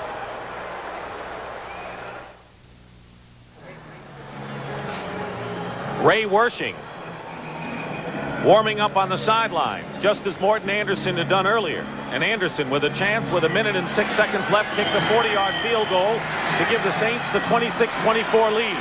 Now it's Montana, 2nd and 4 on their own 45. Finds Taylor. Taylor gets into Saint territory. Milton Mack on the tackle and a first down to the 40. And the Niners have to hurry up. 2 plays called. Montana just waving his hands. 2 plays called in the huddle. Montana goes to Clark, incomplete. And that'll give them a chance to catch their breath and get straightened out with 23 seconds on the clock. 49ers are out of timeouts. They need to get the ball in field goal position for Ray Wersching to try to win the game. Wersching's longest field goal this year has been 43 yards. So they need to go 7 more yards to set up Wersching. No, they need more than that. 17 more yards. 2nd down and 10. Montana and Craig can't hold on. So it's 3rd and 10. Reggie Sutton covering on the play. Montana trying to get the ball out in the flat, allowing his back to get 5 or 6 yards to then kill the clock. If he gets a man inside and they tackle him, this game is over with. Because they can't get up. They can't get up and line of play without doing it. Now it's 3rd down. They can't kill the clock on the next play. The game's over. He's been through this before, though. Hey, this guy is not worried about this one bit. 3 wide receivers to the right, 1 to the left. 18 seconds to go. 3rd and 10. Montana can't find anyone. And he stopped at the 31. He has no timeouts left. 7 seconds. They may not get the play off. And they won't. The game is over. What frustration for Montana, but look at the New Orleans Saints. The Saints have beaten the 49ers and ended their 7-game winning streak and moved to within a game of the NFC West lead, and deservedly happy Jim Mora and the New Orleans Saints as they have come back and won on a field goal with 1:06 left to win it 26-24. Well, the thing we said was happened. Montana actually getting up with 4th down, having to throw the ball out of bounds to stop the clock on 4th down. Nothing left. So, you know, with his players there, he should have thrown the ball out of bounds. 4th field goal of the game for Morton Anderson wins it. For Terry Bradshaw, Dick Stockton saying so long. The Saints beat the Niners. And right now, let's go to Brent Musburger in New York. Brent? All right, Dick, thank you very much. And so the New Orleans Saints coming alive as a franchise, and now with a chance to wind up with a wild card or even better. And, of course, you remember Coach Jim Mora, after that tough loss down in New Orleans, no more maybes, he said. I want a real victory. Now we're going to send you out for the conclusion of the Seattle-Green Bay game. We'll join Hank Strand and Tim Brandt, the Seahawks in command for the final 2 minutes. Welcome those of you who have been watching San Francisco's win over New Orleans, or New Orleans win over San Francisco, rather, 26-24, the final there. Tim Brandt and Hank Strand in the Kingdome in Seattle. We've got 1:54 remaining. Seattle leads Green Bay 24-.